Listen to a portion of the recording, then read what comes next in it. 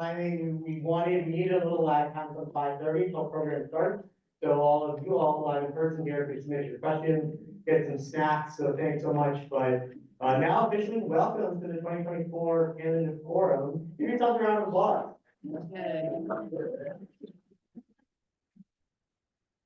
So to start, just about 5 minutes of welcome information for me to get going, and then we'll jump into Q&A. Just a few pieces of information so you all know what to expect for the evening.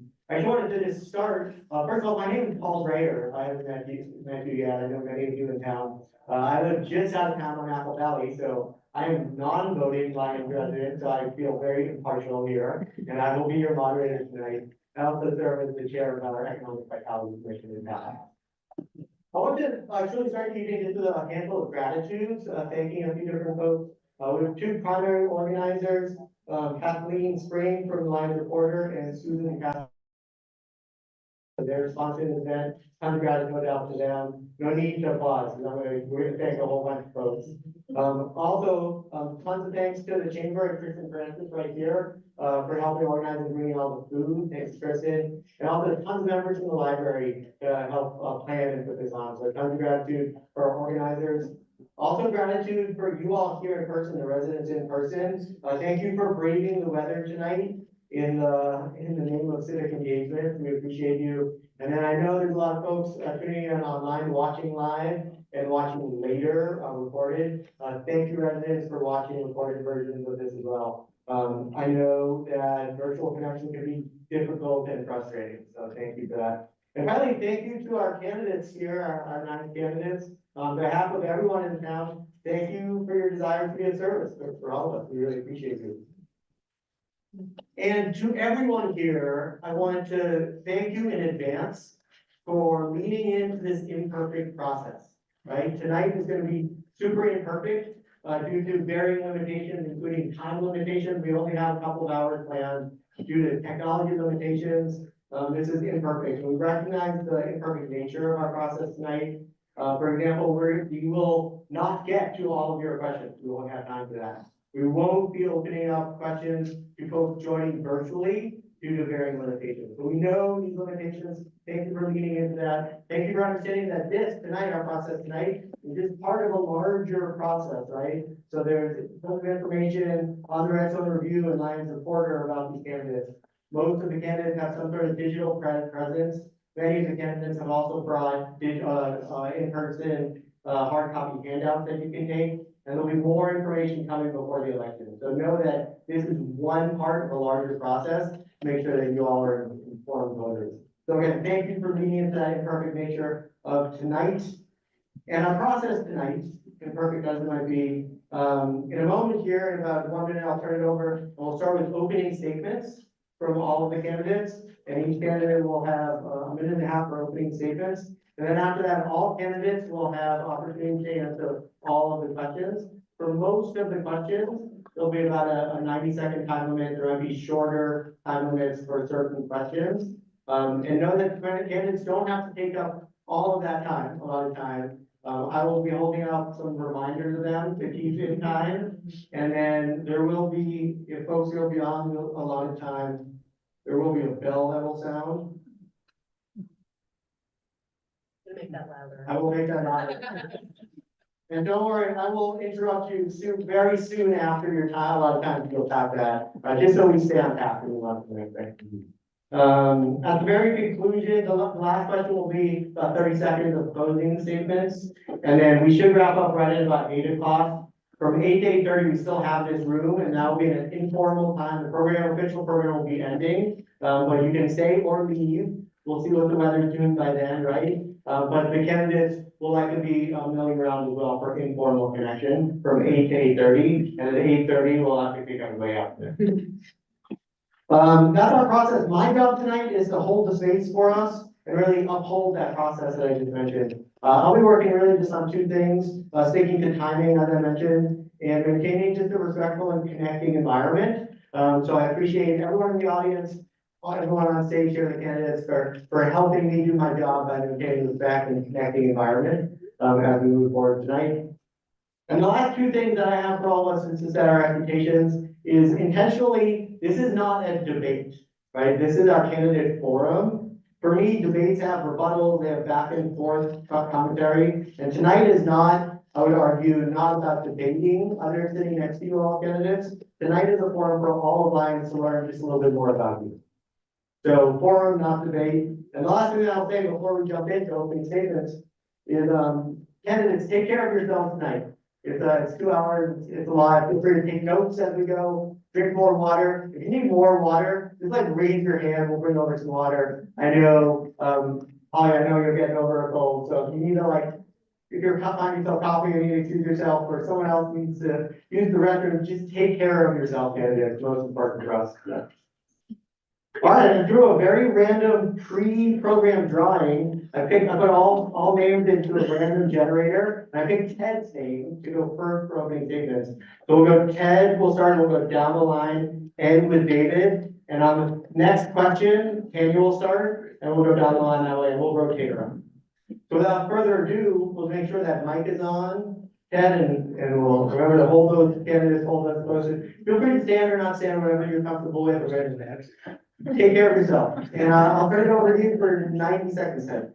All right, this goes on. You sound great. Hi, I'm Ted Elson. I moved to Lyons right around February 2020, just before COVID hit. It's a great time. I moved out here with my family for work. I'm in the biotech gene therapy industry for 24 plus years.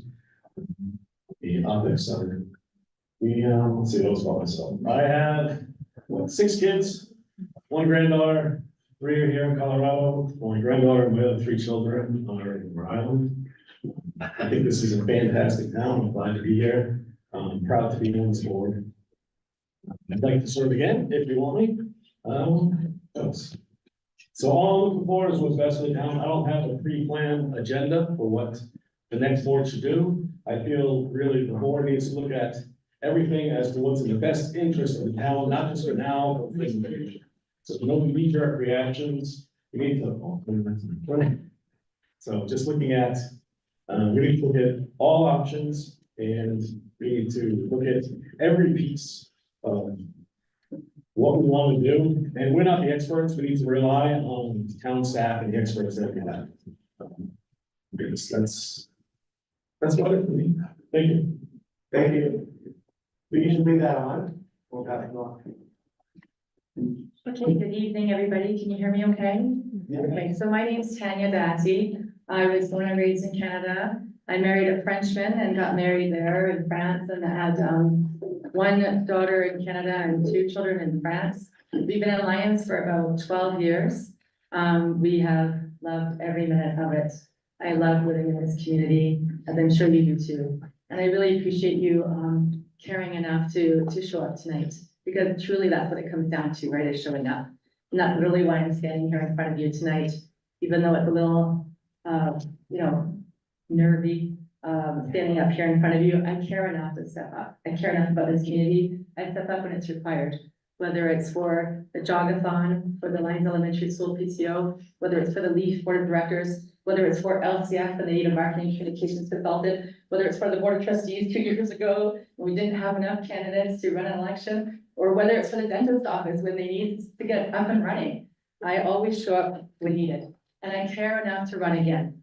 I care enough about housing, whether it's affordable, attainable, or middle healthy. I care enough about infrastructure and working on the drainage and working on sidewalks. And I care enough about our downtown and economic vitality. So that's why I'm here in front of you, and I thank you for your time. I'm gonna stop before my time is up. Y'all are doing great.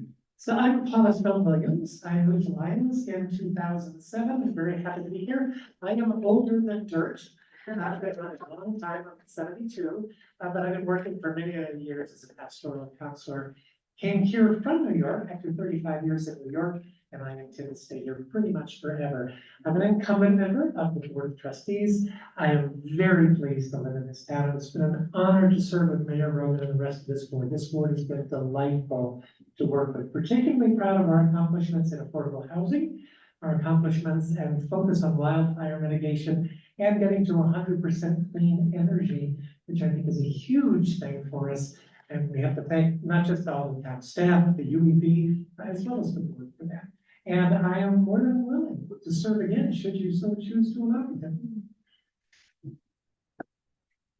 Hi, good evening, everybody. Please pardon my voice, still kind of healing. I'm Holly Rogan. I am your current mayor. I was seated as mayor in 2022. Before that, I was on the board of trustees, and prior to that, I was on the PCDC. I'm a communicator by profession, although I have to say, still standing up here with a microphone is terrifying. I'm a listener and I'm a collaborator, and I love this community so very much. I believe in it and I work hard for it. So over the past 2 years, I was able to get $3.4 million in unanticipated and necessary funding for the town. We settled the wastewater treatment plant lawsuit for an amount that is orders of magnitude higher than the previous board was willing and able to settle for. I'm so proud of this. We enacted common sense gun violence prevention legislation that we created with the county sheriff that makes the community safer. And we are the only community in the Front Range not being sued. I know I guess no applause, but yay. Paula mentioned the multiple climate crisis mitigation efforts. I'm proud of that. I'm proud of this community and helping to lead the charge to stop the Dow Flats mining. And I hope to accomplish, if you will elect me, a solid long-term actionable infrastructure improvement plan along with funding, Finish that last sentence, that's great. No. working with fire mitigation experts to create the most defensible town possible. Thank you. Hello, everybody. I'm Glenn Delman. I grew up in Cleveland, Ohio, moved to Colorado 35 years ago, 30 years in Boulder, now 5 years here. And I'm a professional photographer. For 19 years, I did search and rescue for Boulder County. 2 years, I was wildland firefighter for Boulder County Emergency Services. Then I volunteered for 2 years in the ER at Boulder Community Hospital. So I like to be involved, and I'm big on safety and family and community. And I'm married to my wife Melody and my son Dakota, who is here, and he's in 2nd grade here at Lyons Elementary School. And I do volunteer at the elementary school occasionally as well. And one of the big things I've been working on is getting an orchard, community orchard going to get the community involvement. And we'll have that going here very shortly. So thank you, everybody. Hey, I'm Greg Lowell. Got here in 2012, moved here from New Hampshire, where I was born and raised. I followed my 3 kids out here. I've got one in Boulder, one in Longmont, and my daughter and her family live right here at Lyons. I've got 2 grandchildren in Lyons Elementary, so I've got a stake in the community. You know, my bent is basically I've always wanted to be involved. I grew up in small towns. When we moved to Lyons, this is just another small town, and I realized that small town runs on volunteerism and civil activism. I've been on the ecology board since 2014. I was briefly on the Parks and Rec. I was on Lyons Volunteers following the flood. I was actually a trustee in like one of the most tumultuous 2 years I think the town ever saw. And we never met in person. So I'm actually looking forward to sitting with people and talking face to face instead of nondescript television faces looking at me. I want to put on pads, by the way. So one of the reasons I'm kind of jumping back into it is because I think we need to have a reset here in town. We have to realize the uniqueness that Lyons has. And I'm not just talking about the wonderful music in the yard. I'm talking about the uniqueness of this town. I think we need to remember that we're somewhat constrained and limited, and I'm going to be working to that. Thanks for reminding me. Hi, I'm Mark Brown. I've been on the board before, planning commission, library district board. I volunteer with Meals on Wheels, Lions Volunteers, Lions Club, and the Polar Bear Club. Roar. I'd like to go straight to 3 issues that I think are very important, and I've got a handout there about these issues if you'd like to pick it up. One is virus mitigation. I think we need to do more than we're doing. I think we need to work with Boulder County and the fire district, to start looking at fire breaks in the danger areas around town. I think we need to do a better job of cleaning up the properties on the outskirts of Lyons that currently are fire risks. And I think we need to reinstate twice a year curbside limb pickup that unfortunately was cut back and made optional this year. We need to do that. Because that was a recommendation of the fire mitigation task force years ago. On housing and growth, I support affordable housing and have worked hard for it. I believe we need more ADUs, and I believe we should build more affordable housing and attainable housing if it makes economic sense. I'm not in favor of building anything above the blue line, and I'm certainly not in favor of any end run around the 5-acre rule that requires a citizen vote on annexations for new developments on the edge of town. And finally, we need to cut town overhead. This town's administrative expenses have vastly outpaced inflation in the last few years. We need to spend more money on streets and sidewalks and infrastructure than overhead. Thank you.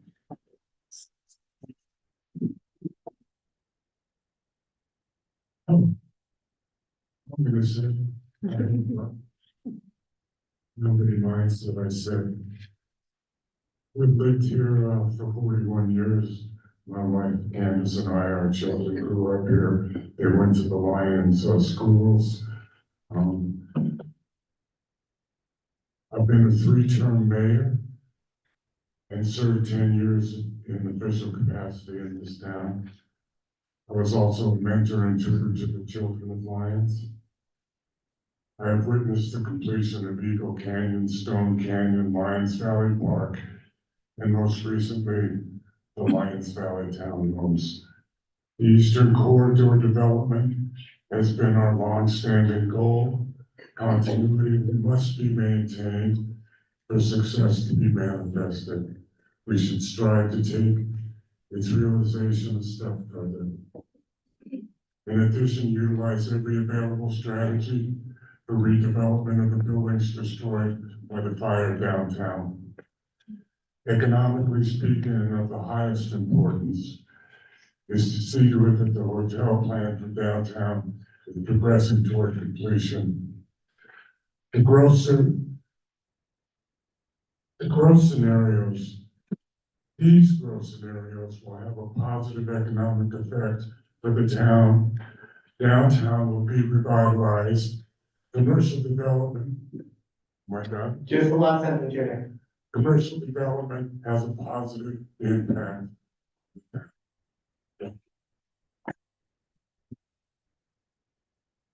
Good evening, I'm David Camry.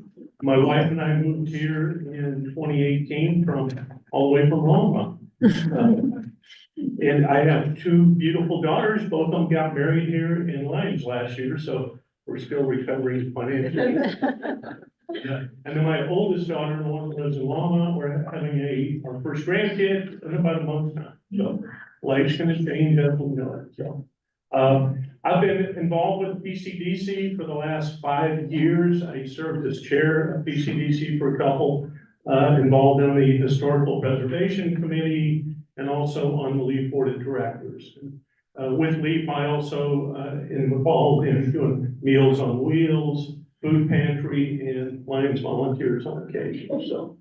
And then, let's see, professionally, I retired from CU back in 2017, right before we moved out here. And I worked in corporate America and different Fortune 500 firms over my career in different states and actually different countries. So diverse background there. So you probably wondered why I'm standing up here. I'm the only non-trustee and non-incumbent slash former trustee, and I question that myself. So I was nudged by a lot of people, and I decided because of my experience, we have 2 current board members that have a lot of institutional knowledge on planning and land use and all that. And with them departing, I thought I could bring that skill and experience to the table. So thank you. Thank you for all those opening statements. I know we want to clap at the end of everyone. Feel free to take care of yourself if you feel that urge to clap. And we know that we have a lot to get through, so we'll try to keep that to a minimum as well. First question, Daniel, we'll start with you. We have a couple of pre-collected questions, and then we'll get to the ones that were written just moments ago live. We're gonna jump into finances of things. There continues to be a relatively high business turnover in Lyons. Currently, we have empty and underutilized commercial space. How can the town board support and encourage new businesses and retain existing businesses when the rents are so high? Well, Paul, that's a good question. I know we've talked about this on the Economic Vitality Commission for the last 2 years, where I served as liaison until December. This is a challenge for a small town, and I feel like our staff does a really great job of promoting, supporting local businesses. And I feel like living in a small community, a lot of us realize that we have to support local businesses. You know, I tell people all the time, if you don't use it, you lose it. In fact, I tell patients walking to the dentist office that all the time. Thank you for coming in, and we appreciate you, because if we don't use it, we do lose it. And we've seen examples of that with like the, pizza bar recently.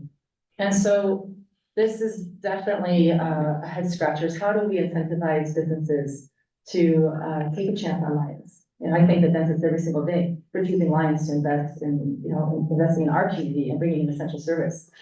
And I think of the people who have, about Pizza Bar and the ideas they have, they want to build something.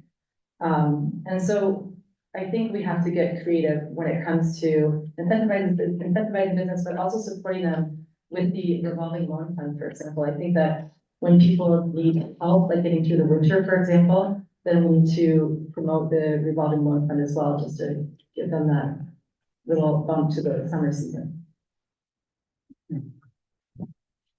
So about 5,000 people is what we would have to have here in Lyons to be able to have a grocery store, a full-service grocery store. And I'm not sure about you, but I do not want 5,000 people living in Lyons, because we're kind of surrounded by mountains, and we really just don't have room for that.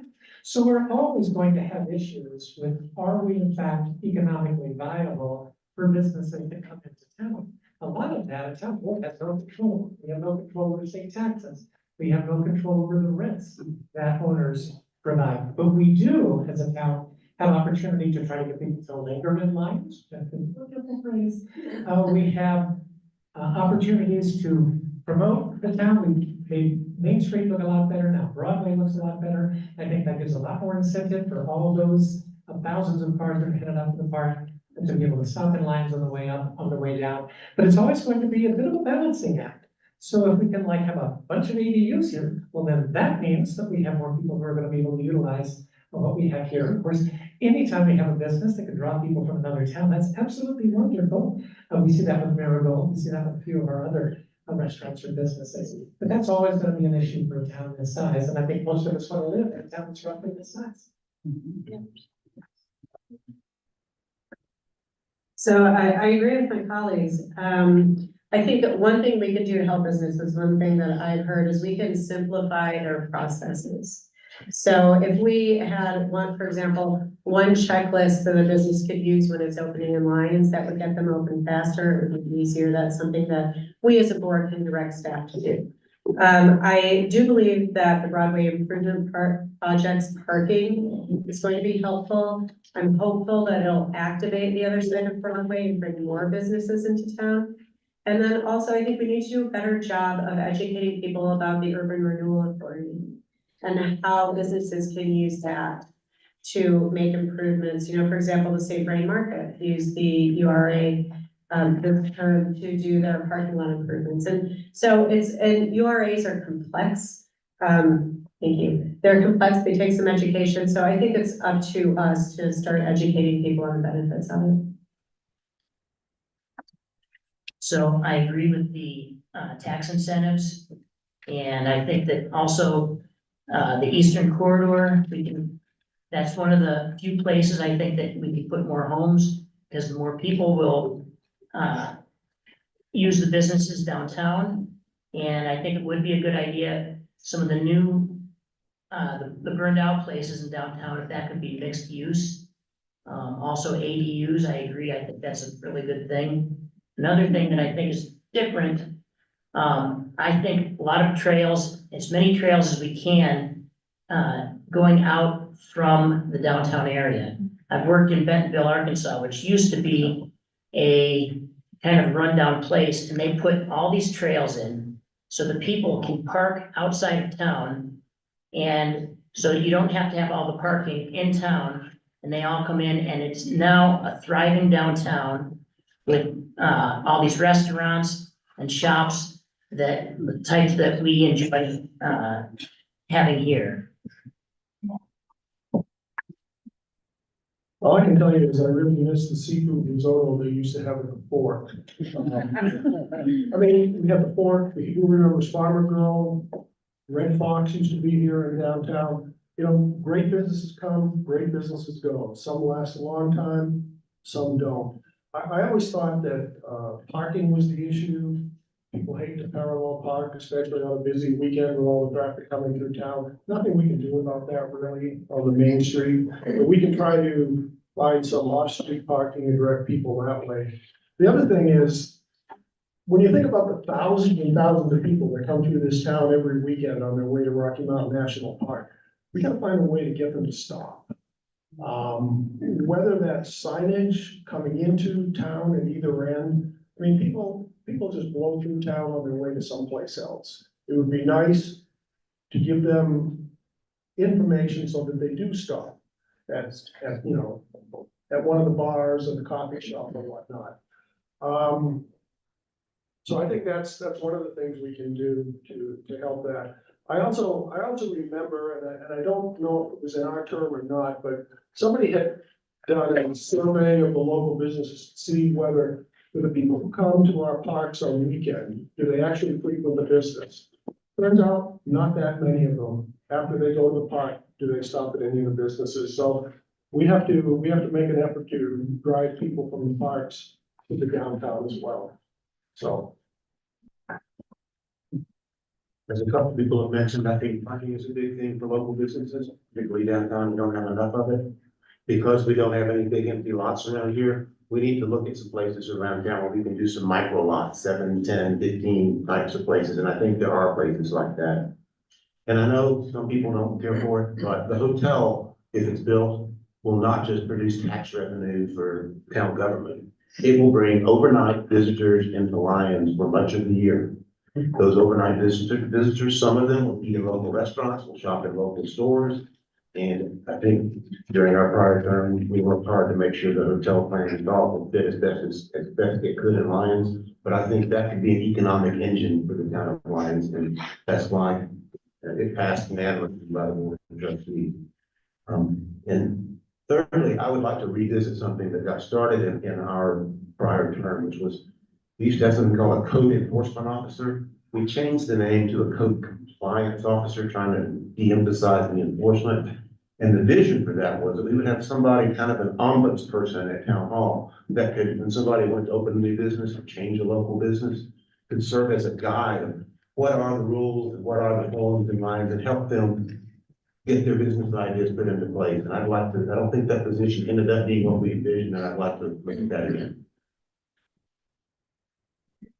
I agree with what Mark said completely about the hotel. That's been a dream of various boards for at least 20 years. And the reason is to make Lyons a destination spot, not a town on the way to another town, Estes Park and Rocky Mountain National Park, which it's been for time immemorial, to be perfectly honest with you. So I agree that the hotel is the linchpin to the revitalization of downtown. In regard to parking, I wish that we could come up with a plan that alleviated the need for bicyclists to use the parking spaces along Sandstone Park and on High Street, and somehow convince them to park on the Second Avenue lot and ride their bicycles, maybe 3 extra blocks, put bicycle racks throughout the town so that when they're done with their rides, they can park their bicycles and go into the businesses so that it doesn't cost us any business by having them just driving out to the Second Avenue lot. I think that would free up a lot of spaces, and then there are certain considerations that we might be able to make, in regard to lowering, costs, to the business in regard to water and fees and things like that. And we're down to one mic, so let me just bring this to us on the table, we'll try to get another mic back and running. Just a reminder for candidates, make sure you speak close to the mic and look up for my cues every now and then, look at me for the action. Hopefully the battery will last a little longer. Yeah, I'm not gonna repeat I agree with what everybody's talked about to help try to drive economic development. I think we have the EDC in place, we have the Chamber of Commerce. I think when the town, as said earlier, there's only so many things the town can do, but I think showing some leadership to both those organizations, getting them together, and there's a lot of good ideas out there.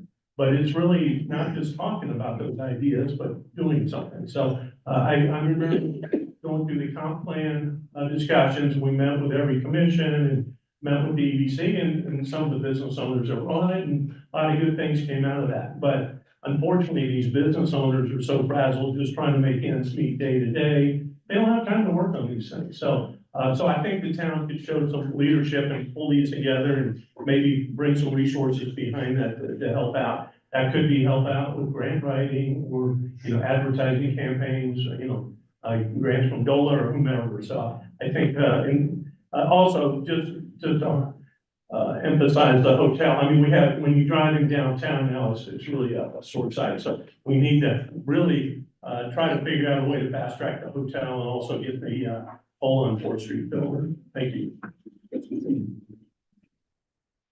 It's extremely nerve wracking when you hold those up, just so you know. That's my job. Yeah, so I feel the same as everyone else. It's extremely hard and the things important. But I agree, we need the hotel. To be honest, I'm not crazy about the hotel, just because I would love the town to stay small and tiny. But I think you can add a lot to the town. I think another thing that we're working on is the wayfinding signs. So it's gonna be great wayfinding signs, that actually will direct people where to go. It'll have, where locations are, and if I remember correctly, even has history, what's, the back, the history of the town lines. So it's gotta be great for directing people. I agree with Nick, with the bicycle parking, we need to find a way to get them to park over by the second end of the parking lot. And, I feel a way to do that would be to have paid parking. Ideally not for Lyons residents, but a way to have the parking over there paid for other people, kind of like Boulder County does. I feel like that would be a great way to drive them to go there. So we just have signs up to ask them where they're not going. Okay. Great. We will move on to the next question. And thank you, Paul. We'll begin with you. Let's see if you do that, Mike, and I'll get this one as it goes, because I know that one. So we're gonna, this next question I know is on a lot of people's minds, it's already been mentioned, in passing opening statements. And it's a tough one. I know we're gonna ask the tough questions tonight. With the median market sales price of a home in Lyons beyond many people's budgets and inventory so low, housing is on the minds of many. I know many in this room. The current comp plan directs growth largely towards the eastern corridor and not to the north, south, or west of town. Please comment on your thoughts on affordable and workforce housing and how that relates to development in the eastern corridor and possibility through annexations and development of other parts of Lyons. This is a big question for everyone, and I said at the meeting the other night, that the very first time I came through Lyons, I thought, well, now this is a town that looks like it's been expecting. And that's a good bit of why I ended up moving here, because Lyons looks like it's been expecting me. And I think that's why all of us live here. But how many people who do not have my means or income also feel like Lyons is expecting them? A lot of whom work here but cannot afford to live here.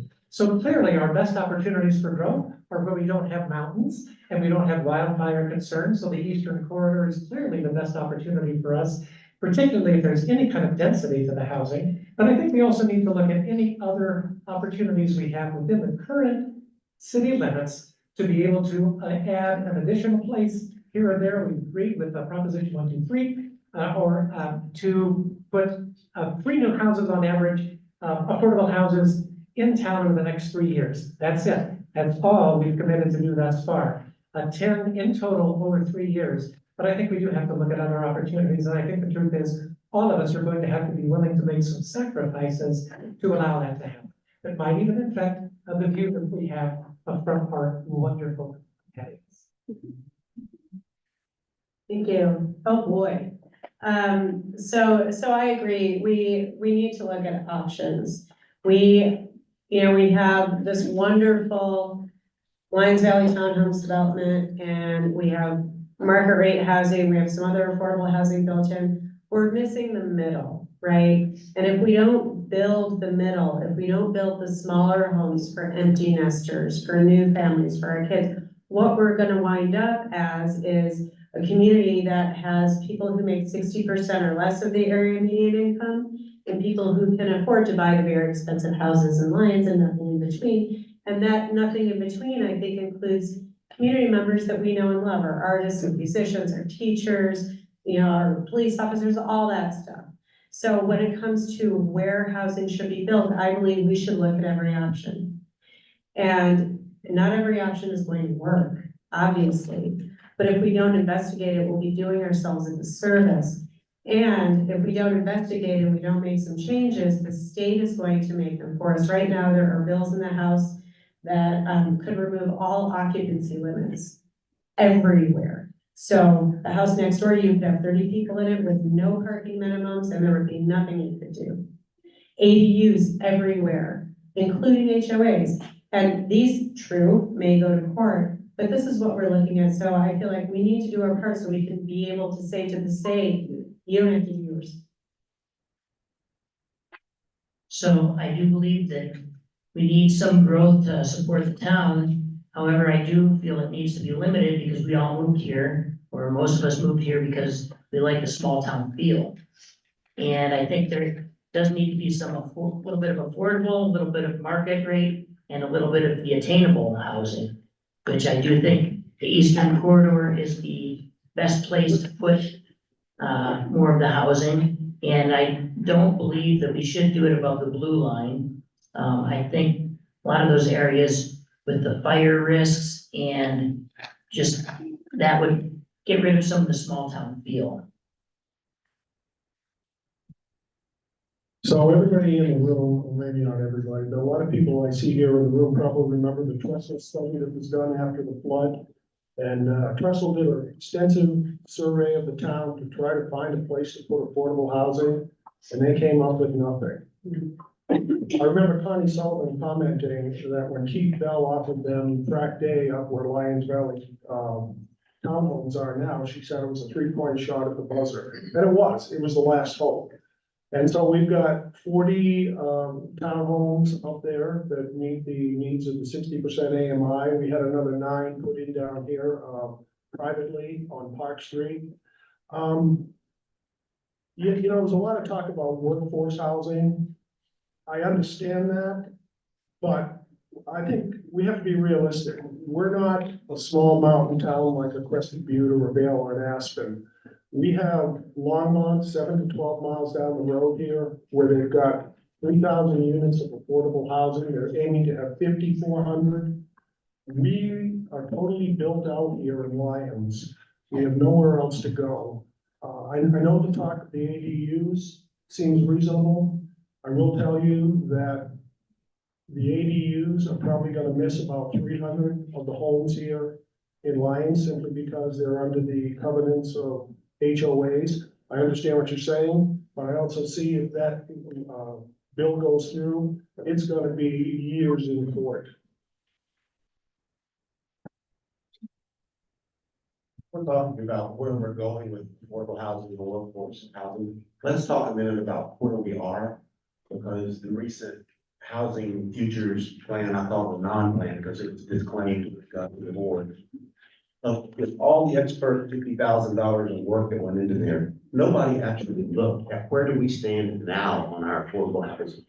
In 2016, the Lyons Board of Trustees passed a resolution that set a goal of having approximately 10% of affordable housing in Lyons.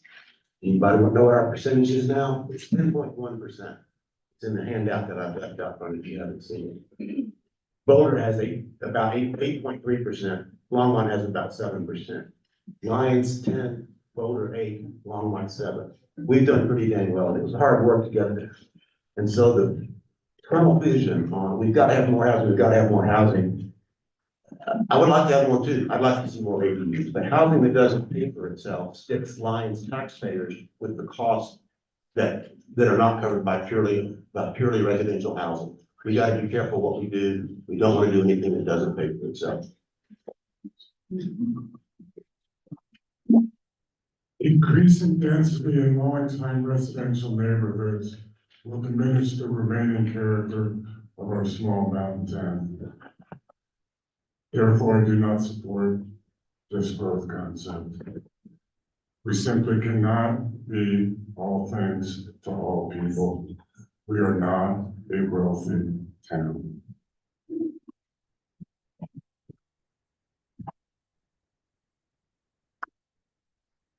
Yeah, yes, we do need affordable, attainable housing. As stated, we don't have much land. So what do we do? I'm definitely against trying to grow things above the blue line. That makes no economic sense. Or there's lots of practical reasons why it makes no sense. So I think in order to increase housing, we have to look at infill opportunities. We have to look at growth along the corridors here downtown, out the eastern corridor. Then ADUs present a unique opportunity as well. We have lots of those already, but I think there's ways to encourage ADU development that's easier and hopefully less costly. Remove some of the restrictions of poison pills that restrict people from building ADUs. So I think, again, the housing study was mentioned, or as Mark said, the non-housing study. Some of those numbers are crazy growth. I think they looked at Boulder County growth over 10 years and tried to apply it to Lyons, which just is not practical. So anyway, but I do think we need some growth to improve affordable housing and attainable. I think, as mentioned, the middle housing or attainable, that is really key, trying to get things affordable, because as we all know, the whole Front Range is not affordable at all for anybody anymore. So I agree also. I feel we need the middle housing. So I feel the affordable housing we have here is great, but we heard too many stories of people that were just outside the range that really want to be affordable housing. So I feel like it's kind of a bust in a way. It's a great opportunity for people, but I feel we need more ADUs where they work and where people want them, because you can't put an ADU unless the homeowner doesn't want it. I feel we need to be creative with our housing, look at different areas. The Eastern Corridor is a great place to do it, but I feel like we also need to look at little pockets where it makes sense to put, small little pieces here and there to make a mix where people can live, so we can enjoy our town with our do. And I'm good.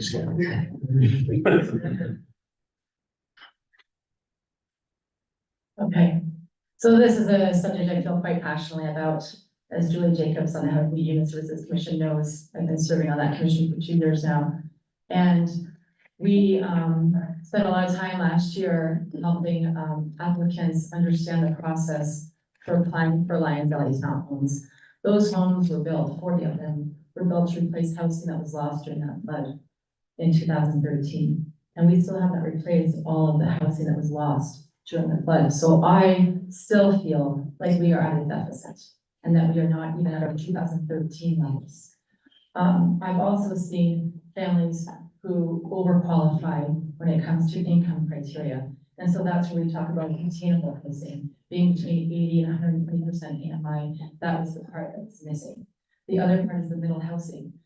For example, when my kids are soon going to be leaving the nest, are we going to stay in our 3,000 square foot home? Are we going to find a 1,500 square foot home in Lyons? Do we want to stay in Lyons? Do we want people to leave Lyons because they can't find a home to live in? Is there a huge difference between 2,200 people and 2,500 people? Are we going to lose our small town character for a few hundred extra people? Do we want people to live and work in Lyons? I do. Only 10% of the population actually live and work here. We have people commuting in from Longmont to work in Lyons. We have people leaving Lyons to go work in Boulder. if we want to stay a community, then I think we need to live and work here. I think I would like to increase that number from 10%. Sorry. I know, it's more. And Holly, this next question will start with you, and I'm gonna start just picking questions from the hat, and I, again, thank you, remind you all of my gratitude of like the imperfect process. I had a whole bunch of questions here, I won't get them to all of them. I do pledge at the end of the night, whatever questions we don't get to, I'll write all of them up and send them to all the candidates, so your voices will be heard at least in that way as well. So thank you again for being in that process. Holly, I'll start with you on this one. What is your opinion on Lyons' current actions regarding the environment, sustainability, and global/local climate change? What direction or future action would you like to see during this next term? Thank you for the question. So I think this board has actually done a lot. As somebody mentioned, we were able to continue an action of the previous board by moving to 100% verifiable green energy with our energy provider. We implemented more energy efficient building codes. Gosh, what else do we do? There's more EV charging stations coming online. So we're taking all these little steps that are really important. And Trustee Dati and I signed a pledge called Electrify Everything. And so I think we need to start taking a closer look at what we can electrify as a town government. We have, did you know we have an electric lawnmower now? That was two, thank you, two, they were grant funded. So what can we move to electric? Of course, we need to improve the grid in order to move everything to electric, but my main plan for the next term is to put in place a federally funded golf car rebate program that is based on how many vehicle miles traveled are avoided because you're driving a golf car. I'll end with that. So I also am very proud that the town is now 100% green energy. And the town is looking at putting in a solar farm over there, kind of near the dog park. Another thing that we have done as a board was we did adopt the newer codes that are more efficient. And another thing that I've been looking at and trying to get, which the town is doing, is to bring in more EV chargers. And if we have some of the fast chargers near the downtown, not only is that good for the environment, but it brings people in. I actually have an electric car, and I go to Leadville or these other towns, and I will plug in and get charging, and I'll go to dinner or I'll go to the shops there, and that definitely helps the downtown. Well, I'm chairman of the ecology board, and I said I've been on it for 10 years now, and I'm all about the environment. But I get very disappointed because whatever we do here in town is almost negated when you have 500 cars idling in traffic on a summer weekend coming through town because they don't move efficiently. I don't know how to do that. We're never gonna get a bypass, and God knows we probably don't want one, but we need to find a way to move people more efficiently through town. I just look at that, I'm out walking the dog, and I come off McConnell, and I look and the cars are backed up all the way to, the light there. They're not moving, they're just sitting there idling in traffic. We need to find a way to move people through quicker. I also looked into solar panels for my house.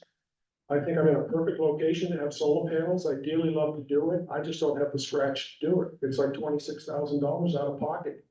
Sure, I'm gonna get a tax break on it, but it's just too expensive.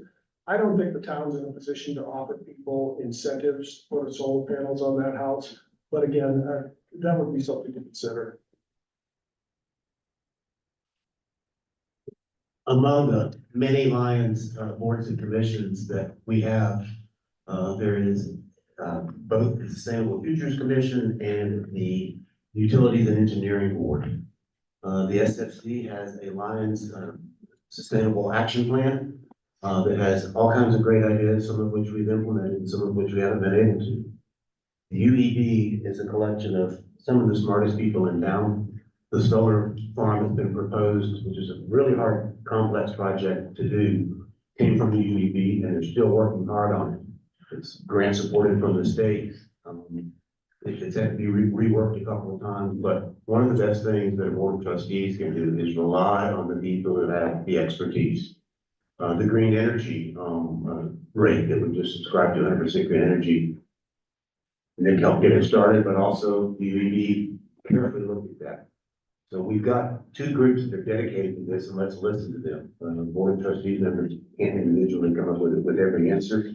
I will say that the solar reimbursement rate just went up some, again, on the recommendation of the UEB. So we've got the expertise both from the environmental standpoint and from the utility standpoint. Let's use it. I have a little bit of a different opinion in regard to the solar farm.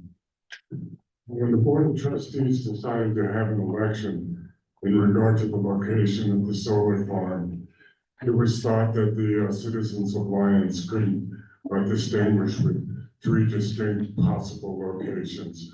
One, the 10 acres south of the dog park, another one in the dog park, and then the third one in a park. So the election was based on, if we can just be honest with one another, whether we supported solar or not.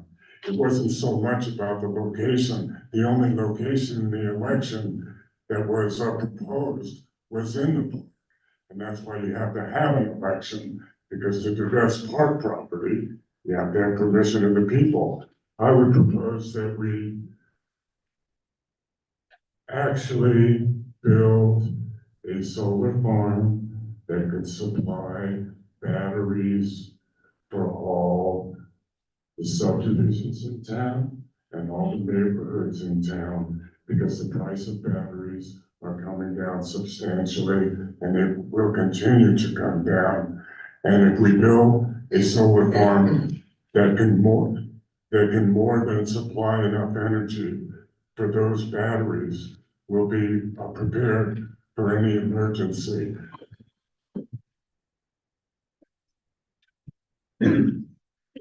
Yeah, solar's an interesting one. I mean, we have lots of sun here in Colorado. I've talked to a couple neighbors of mine that say, why haven't you put panels up? And like was said earlier, it's costly, but there's ways to sell back that excess capacity. But my understanding, and I may be wrong, but we have caps on how much we can sell back to the utility provider. So I would suggest, we should aggressively negotiate with Maine to try to raise that limit, because it seems like an artificial limit that's really disincentivizing people from doing that. Also, I've heard electrification. I think that's a good thing. We should, all push to try to electrify as much as we can. I'm working on the new LEAP building, LEAP's new world headquarters, and gonna enlist some of the smart people in town to help figure out what's the best, most eco-friendly way to heat and cool the building. And I'm sure the answer is gonna be electrification. The other thing we really haven't touched on is water. I mean, most of our water comes from the other side of the mountain, from the Fraser River. And so I'm sure anytime you pick up the paper or look at news or, it's talking about the Colorado Act, and they're running out of water. So I think there's things we can easily do here to conserve water utilization. So, and then also, as said earlier, there's two commissions here that focus on sustainability and those type of things. And I think the Board of Trustees should really lean in and leverage their expertise. So I agree with a lot of what's been said. I'm actually on the Sustainable Futures Commission, and they have come up with a lot of great ideas on how to electrify the town, and even creating information links that's gonna be on a website once they gain it all, to give it to them for what's incentives, what can be done, the best ways to do it. I do partly agree with Nick about the solar farm. I feel that the park is the wrong location, but the town voted on that, so it's fine. But I feel we should switch gears, because we actually had, I can't remember the name of it, but there was a group that did a survey, for us about the electrification and with, looking in to see if we were actually buying green energy. And they said actually the best bang for the buck was batteries than solar panels. That we take the energy off the grid for 45 seconds and take it off when the rates are cheaper and disperse it when the rates are higher. I feel like that's a much better option for the town, and because, like you said, our solar, sorry, with our electric contract, we can only sell back 5% of solar energy, so that's the max we could do. So even if we could have the biggest batteries out there and collect as much as we can't use it. 15 seconds, so I feel like we should look more into that. And work like everyone else said, work with the commissions that we have, they have so much knowledge. I'm amazed every time I go to one of the meetings. We need to tap into that. Thank you. So one of my favorite things about Colorado is the 300 days of sunshine that we get. And I think that we should definitely be harnessing that solar energy. It's free, it's abundant, it's everywhere. I don't know how we can incentivize more people to install solar panels, but I know that we are meeting more than our need at our house with 19 solar panels, and they are cost prohibitive, it's true. You have to plan it over 20 years, and we have to figure out how can we, I don't understand why new homes aren't being built with solar panels on them. For me, that should be a given in Colorado. And I love that it's, because my favorite thing in Lyons is being able to drive a golf cart anywhere. And I love that it's a solar, we can drive it with solar power, right? There's a solar panel on top. So, I love this idea of a golf cart rebate program. I love that, I can get anywhere in Lyons on my golf cart. We actually only have electric vehicles that are home now. You know, this pledge for electrification, it starts with us, right? It starts with us leading by example, electrifying everything, but it should definitely, be taken a serious look at the municipal level, whether it's replacing lawnmowers, whether it's replacing municipal vehicles. I even heard, I think maybe you mentioned in Meadowland, they have this great car share program as an electric vehicle.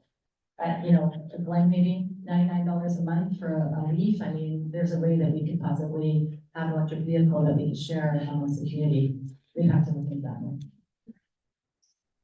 And oh, even sitting in the Lyons flyer drove by, so that's a good thing that we have. The other thing is, the best way to get people out of cars is to get them walking the streets. The best way to walk the streets is infrastructure, infrastructure, infrastructure. That's it. Thanks, all. We'll continue to move on. I do want to be cognizant, I know we've been sitting for about an hour, the audience members, and so candidates to take care of themselves. Continue to take care of your all self, citizens, so feel free to ever answer more questions, grab some snacks, do whatever you need to do to take care of yourself. We have about another hour and 20 minutes in the program, so a lot more information to come. I know it can be a little bit of information overload. All right, this next question, we'll start with you, Glenn. Yeah.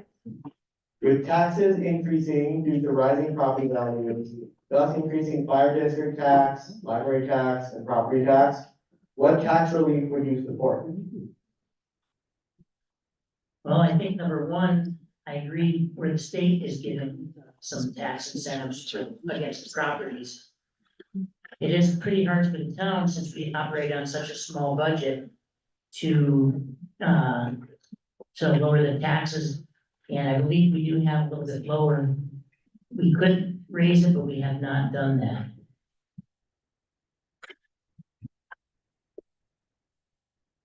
So when I moved here, New Hampshire had the reputation of having, I think, third highest property taxes in the United States, mainly because the property tax was the only show in town.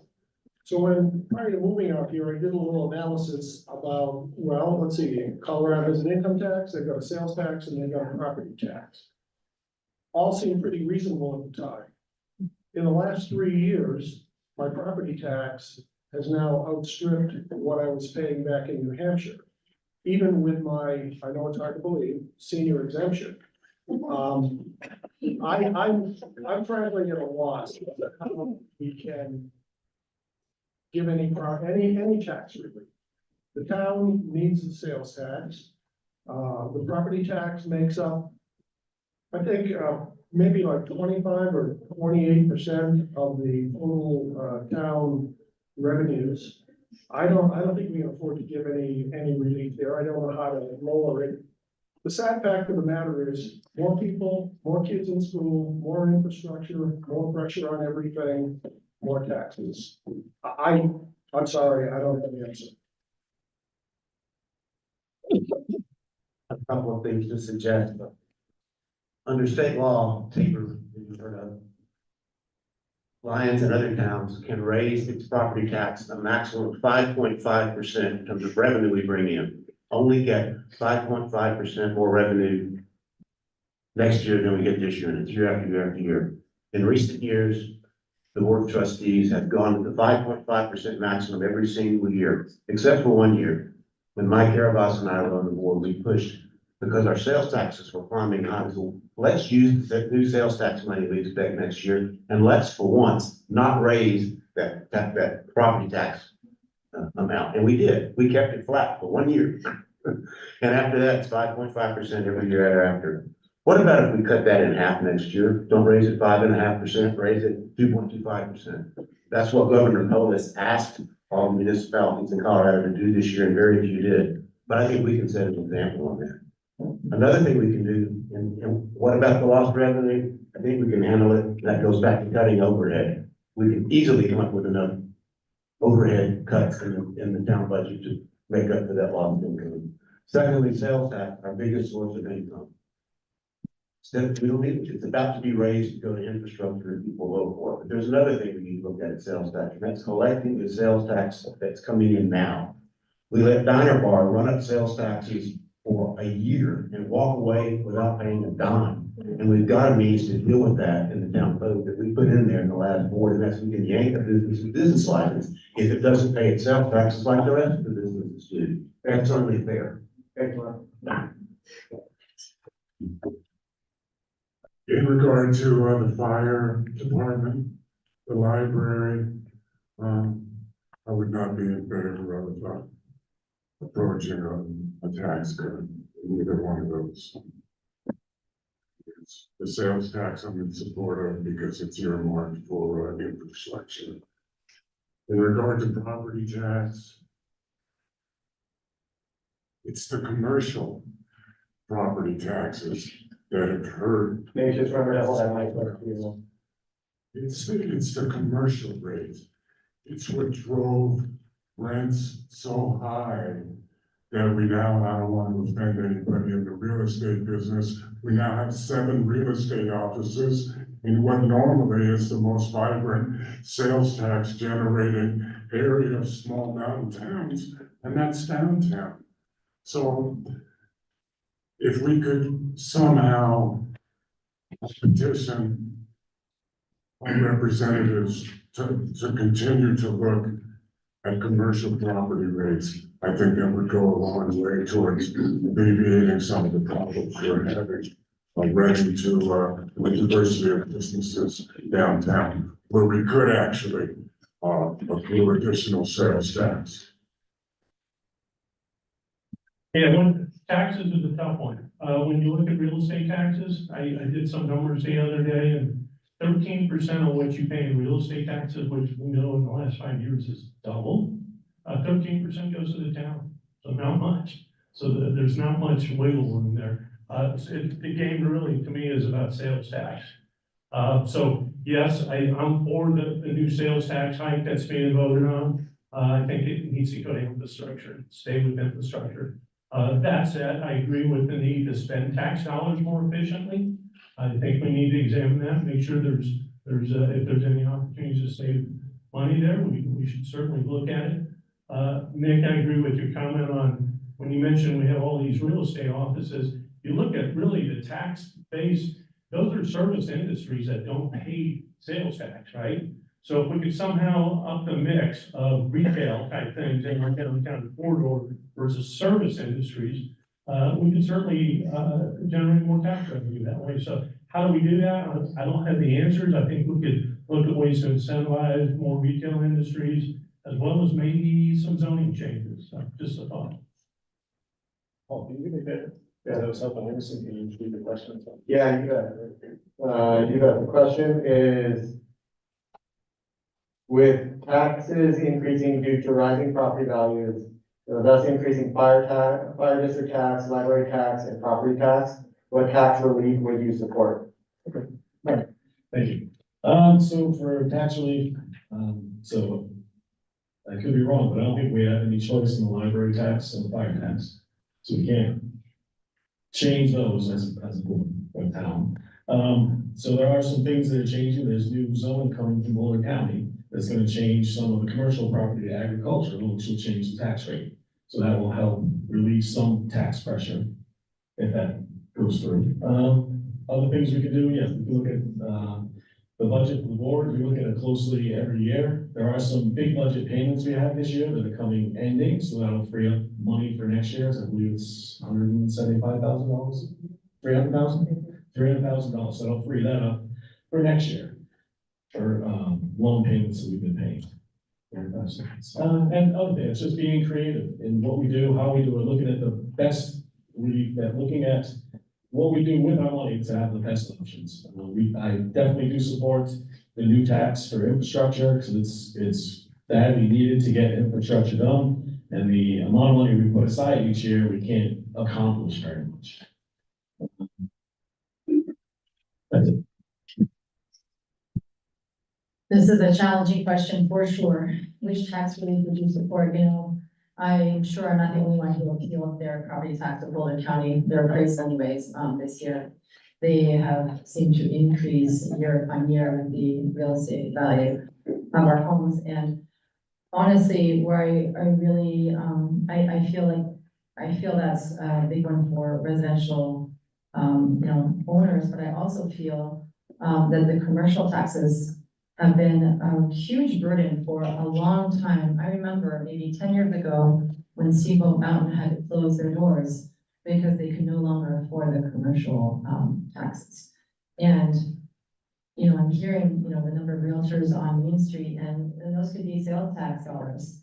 I fully support our sales tax being increased by 0.5%. That's an extra $250,000 towards sidewalks that are literally $500,000 for one block, a sidewalk.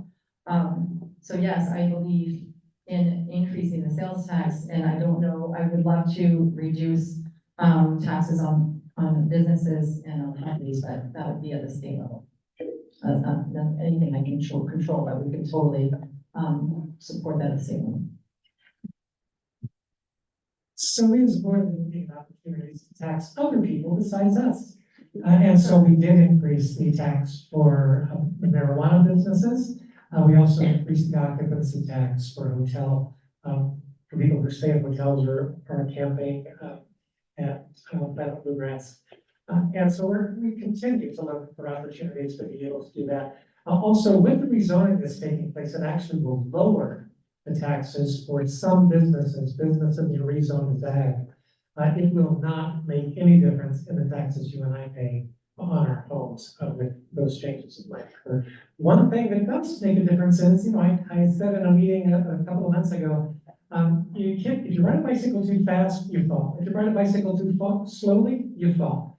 To be able to ride a bicycle, you have to find balance. And I think balance for us when it comes to housing is, again, we're able to put additional housing in the eastern corridor, but that's more property tax, which then helps all of us. So I know we want to keep the character of the town, but we also have opportunities there to see growth that will in fact help level out the taxes we're paying. Thank you. This is such an important question, and it's got a couple of parts, right? There's residential tax and then there's commercial tax. And somebody please correct me if I'm wrong, but I think commercial tax spiked by an average of 27%. So our commercial property owners are hurting. We're hurting. Last November, the state legislature gave us kind of a breather and said, okay, we're going to give you this relief now, and then we're going to keep working on it. But they haven't, as far as I've seen, I haven't seen any bills introduced. And there is a limited amount that we can do. I agree actually with with Mr. Browning, who used to say that, about not raising it to the full 5.5% perhaps next year. And then here's a plot twist for everybody. We actually have a $450,000 budget surplus this year, because we were so conservative in our budgeting last year. I'm really proud of that. And so we as a board get to decide, okay, what do we do with this money now? And I think what I'm gonna suggest is to see if there's some sort of property tax rebate program. I don't know if that's even possible, but I'd like to investigate it. And I think that's all I have to say. Thank you. And for the next question, we'll start with you, Greg. And as we pull questions randomly from the box again, there's no names on these questions, so I don't know who's asking them. And I also apologize, I'm doing very little editing, so the grammar might be varying depending on which question. And also, depending on the questions, might change the timing slightly. So for the next question, I think 5 for 1 minute answers in this next question. Again, feel free to come underneath that, but 1 minute answer will be fine for this next question that I chose it randomly. And the question is, when will Lyons get a place for teenagers? A place for teenagers to hang out and stay busy, like a teen center or other teen activities? That's a good question. I guess I can look forward to my grandkids being teenagers at some point and being more involved in that. I don't know, to be honest with you. I'm not that involved with the high school scene. I know that, I do see the new skateboard park seems to attract a fair number of people. It would be nice for a place for kids to hang out. We don't have a community center per se. Maybe something could be done here at the Lyons Library. I know I've seen some notices about teen get-togethers here at the library room, so maybe that's an answer. I'll second what Greg said. One of the reasons for doing this library was to provide after-school opportunities for kids. And if you come here after school, it does get used. Same thing with the skate park. Jocelyn Farrell deserves a lot, and her son deserve a lot of credit for getting in. What a lot of people have expressed an interest in is a rec center. And I'll be frank and honest about that. The only way that's gonna work is if you get a dedicated, organized group of kind of younger parents with younger kids to do it. It will take more taxes to do. The town doesn't have the resources to do it. You need the same sort of effort that we did for the library district. It's hard, but it can be done. And if the younger parents in town think that that's something that they're willing to pay more taxes to fund, I can tell you how we did the library district and be glad to help you. But I'm not gonna walk this box again. In regard to our community center, that was one of the items that was voted down over 20 years ago in regard to divesting parkland. But that was a combination of a brand new elementary school and a rec center in the present elementary school. It was voted down. Like Mark said, we have a totally different demographic in Lyons now. And I hope that we can all get together and provide a meaningful place for teenagers to interact with one another in the future. Yeah, I recall talking to a colleague of mine once, and they said that the place teenagers hang out is at the St. Bernard Market, once the traffic goes by, so that's pretty sad for a town, in my opinion. But the new wheat building's being renovated right now. It's possible there could be some space in there to turn that into for teenagers to come hang out. I was excited when we were initially looking at the building, the brown shed building across the street from here, because there was gonna be a nice outdoor component to that. That would have been a nice community area for people to hang out and socialize and all that. So now it's down at the old bank. I think the possibilities there were either outdoors or indoors. There's some possibilities, and certainly I'll bring that up to our next line or lead board meeting. Thank you. Thanks. So I have kids in the high school, I have 2 kids in high school, 1 in the elementary school. So I feel all the kids are at my house. So it's constantly kids. But I feel there are great programs now for the kids. So my kids go to the Bird Church. Wednesday nights, they go there Wednesday for a lunch. They provide great programs for the kids. And it doesn't matter if you go to church or not. So I think we need more programs like that that are provided for the kids. Kids who hang out in the park, my house backs are at the Golden Park, kids are always back there playing. I feel we need more organized sports, and things for them to do, just pickup games, things like that. There's always kids looking for things to do, and I think if you engage with them 15 seconds, that they want to do more, they want to help out. So there's always, the kids are always in my house, and I give them ideas and things to do, they do it. So they're not ones just to hang around, they want to do things. So I feel like where we live is a perfect place to do things. Thanks, Ted. Thanks for providing a local hangout. We're gonna share that afterwards.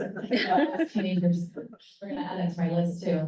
So yeah, I also have a couple of teenagers at home and I feel like they have lots of options, whether it's the library here with the teen advisory group, whether it's the pinball arcade where I feel like they had like a special, like tournament for teenagers.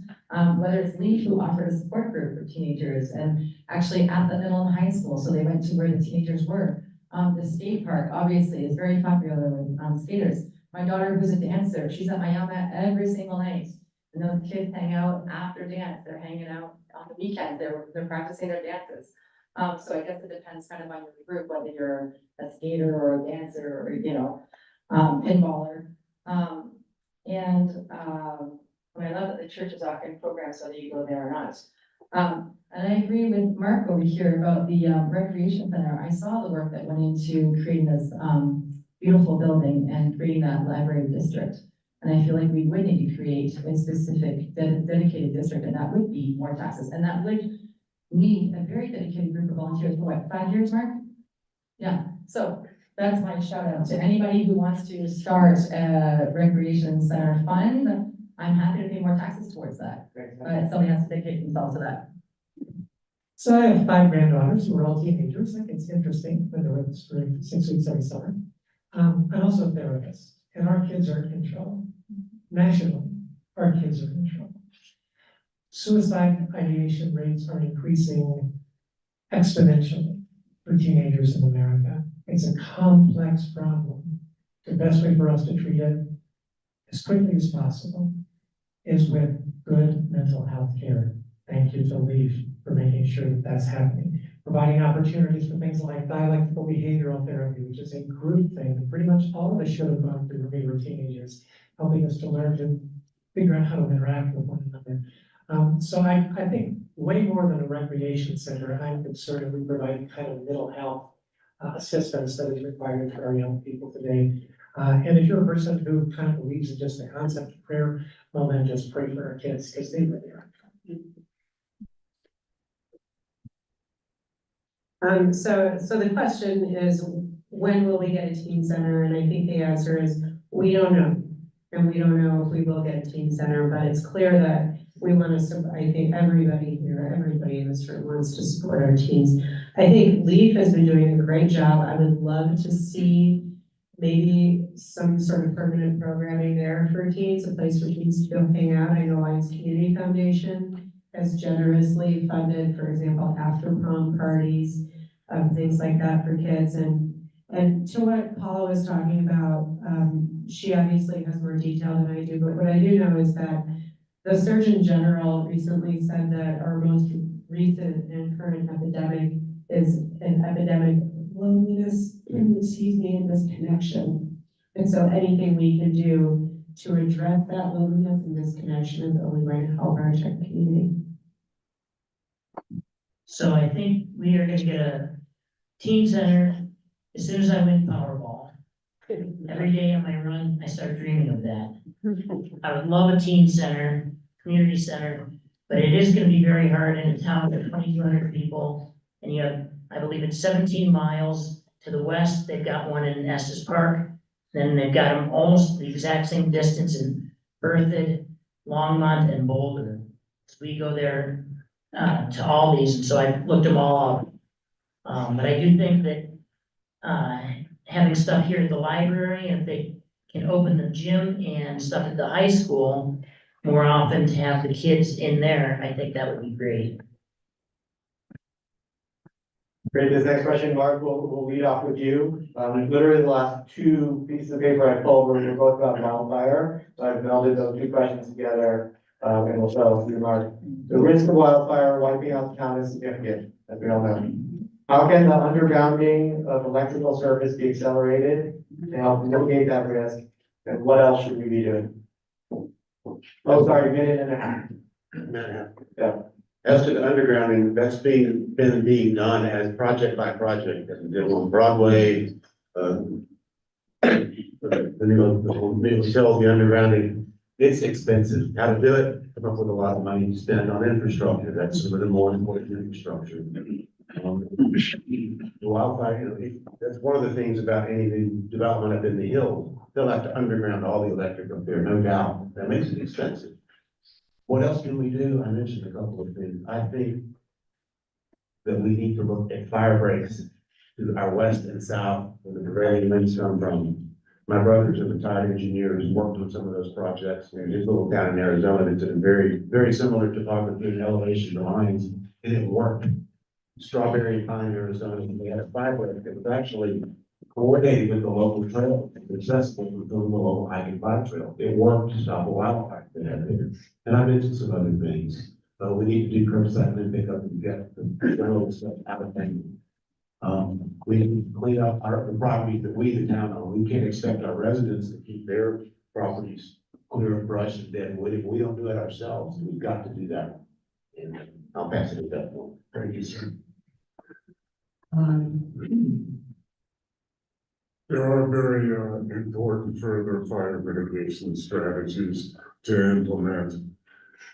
Assuring that every fire hydrant in town, in every neighborhood, meets pressure requirements to be able to fight any fire effectively.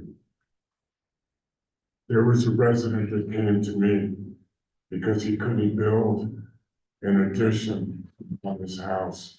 And I am talking about right in the middle of Old Town on 4th and Seward. The fire hydrant on 5th Avenue was not efficient enough to fight a fire, and the fire department would not give him permission to do his addition. That is intolerable. We need to know that every single hydrant is up to the capability it needs to be able to fight fires. In my neighborhood, my hood, we have split rail fencing. Split rail fencing in the Marshall Fire turned into flaming spears that embedded into buildings through windows because they were propelled by 95-mile-an-hour winds. So I'd like to come up with some kind of a pilot program that goes from wood to stone and steel for those fences. And we had a wildfire task force created a couple of years ago, and it really went nowhere. So I think first step would be to dust off the recommendations from the experts and start taking a look at them. As well as partnering with Lyons Fire. This is really their domain, they're the experts. So there also, the state was redoing their WUI code, sorry to say, which is wildlife or wild lands urban interface. So it's really talks about building codes and other things like that. So I don't know where the state's at to have it. As soon as it's available, we should be enacting some new municipal codes to support that. Simple things like cleanup of limbs and such. That's been done, probably sporadic. Don't skip the houses that have lots of trees, like mine. They skipped the last 2 times. I'm like, it's too expensive to come pick up at my house. It's the same risk, right? If don't pick it up. So, and last, I think importantly, is really education. So we are in fire seasons, 365 days a year. And so I think we need to be educating residents as what the impacts are. We can go with bags and things of that nature. I know we had a rude awakening a couple of years ago. We were out of town when the Cowwood fire started to come over the hill, and so we've spent the last 2 years trying to get ready for that. So I think educating citizens is important. So I agree, education is key. Also working with our partners, the fire department in Bolton County, now there's a new program with Bolton County, if you have limbs that you can pick up, you submit a form, they'll come pick them up for your address, so it can be done at any time. So not just when we have the pickups, it can be done at any time. But I do think it's a different environment here, so I came from Rhode Island a few years ago, we moved in just before the fires hit, and it was insane, you never saw anything like that, right? So it's a completely different environment, and I know people are from everywhere, and they need more education, like I have a wooden fence, but we're trying to think about, we wanna change it because of virus, because it's so dry. So I think it's constant education and working with partners, else in the town and outside the town. But that they put those teenagers to work, together. Because, sorry, okay. So I believe in really strong partnerships. I feel like the town of Lyons has worked really hard with the Lyons Fire Protection District over the last year to improve on that partnership. And I do believe they are the experts. And I would like to take a look at the ROO task force and see the recommendations. I also know that we've had a strong partnership with businesses. For example, this project down in Maine, Broadway, where the town of Lyons was undergrounding the main conduit, but we were actually subsidizing businesses to meet that conduit so that they could underground their service line to the main conduit. Another strong partnership is with Boulder County, like Ted said about the chipping program and having them come to your neighborhood and doing chipping for the entire neighborhood. And most importantly with residents, it really is education. And just educating residents on how they can mitigate around their properties, around their homes, to reduce the risk of wildfire. And that's something that the Lyons Fire Protection District is working on as well, going home to home. I think they mentioned 1,600 homes is what they need to assess over the next year. But they plan on going to every single one, including yours, David.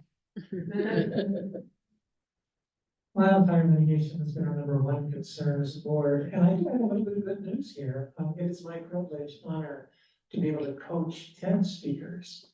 And I've been working with 2 different TED speakers over the last year, one at TEDx Mile High in Denver, and one at TED, a big TED merit organization. Both are our specialists in helping us wisely figure out where mitigation needs to occur in neighborhoods. Turns out not every house is equal in the neighborhood. And there are some homes, often where you might think, often where you might not think, that need more mitigation than others. And building codes might actually be able to be changed around the country to be able to account for that. And part of that, as you might expect, is where is the wind coming from? Or what kind of vegetation happens to be around? But a lot of it is based on work that's been done by FEMA on floods for years. And is a rapidly growing area. And one of the leading experts in the world on it is actually a professor at CSU. So I think we have some good news. Thank you. So fire mitigation, especially wildland fire mitigation, is highly specialized, as I think we all know. And we just received some funding in partnership with the Lyons Fire Protection District to update our community wildfire protection plan. The first meeting about that is this Friday, I'm happy to say. After that is complete, then we're gonna be eligible for, I think it's one part, not the entire $1.5 million in federal funding to actually do the work. So that's one thing. We did mitigate on the Martin parcel, as I think that people may have seen, and we've been going back and forth about whether there will in fact be a controlled burn there. We're not the experts. You do not want a board of trustees deciding whether there will be a control burn. So we're listening to the experts. And so the chipping program that was just talked about, that's a county program. It's a great program. Get your neighbors together, you fill out a form, come and chip, haul it away.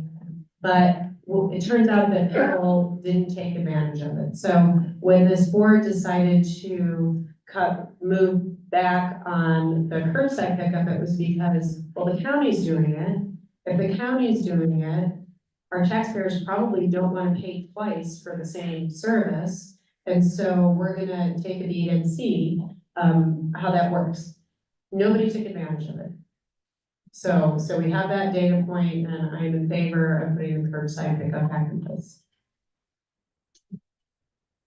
So certainly the fire mitigation, cleaning out the grasses around the homes, and even in the open space parcels, bringing in the goats, I think that's a great thing. And building codes. You know, a lot of these homes, certainly, 20-some years ago, when you're not allowed to put up, wooden shingles anymore on the roofs, which is a great thing. But there are other things on the homes that can, lower the fire risk to a home burning down. But as we did see in the Marshall Fire, you know, a lot of that isn't even in the, wildland urban interface. And with 100-some-mile-an-hour winds, homes just jump from home to home, so a lot of that mitigation would not work. But we still want to protect as much as we can. So nothing puts a little giddy up in your step like seeing the slurry bombers over Ohio Valley Ranch like we did with the Calwood fire. Scared the hell out of me, to be honest with you. And it really was a wake-up call. I agree with Trustee Williams, this is our #1 priority in town here. It's nice, Mayor Rogan, that we're gonna be eligible for grants, but I think we dodged a bullet last summer with the rain that we had. We could have a bone dry summer and we could be right back into it again this summer. We need to work now to get these fire breaks up. I'm the president of the Lyons Valley, Park HOA, and we had a community meeting with the Lyons Fire District.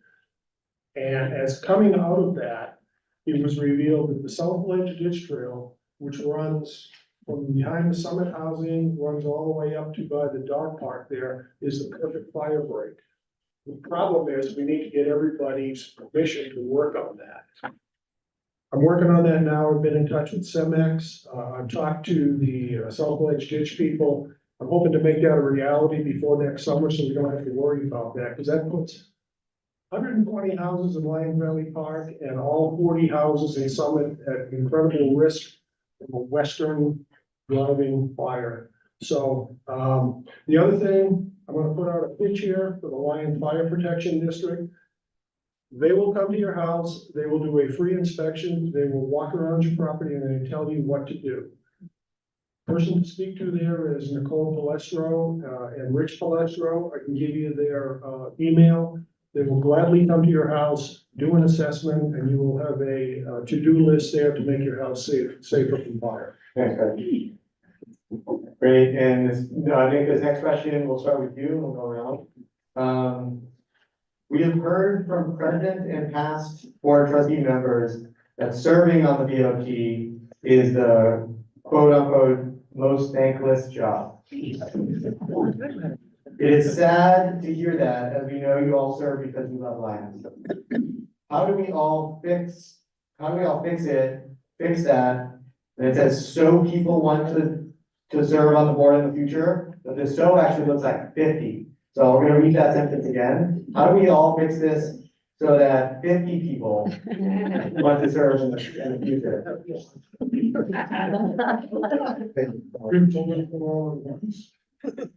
That we have more engagement for serving the town.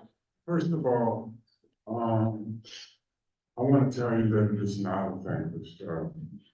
It is actually the most wonderful feeling that one can have in regard to being able to make changes for the better in our community. So it has never been a thankless job for me, and I have served for 10 years in official capacities. Handing out pamphlets today to people and seeing their eyes glow when they open the doors, and I didn't know whether they were going to vote for me or not, but everybody thanked me, for coming by. Their eyes were bright. It was a wonderful feeling. So anybody that thinks that this is not a job that has a lot of thanks that is imparted to us on the Board of Trustees is very sadly mistaken. This is a wonderful position to have and to be able to serve one's community.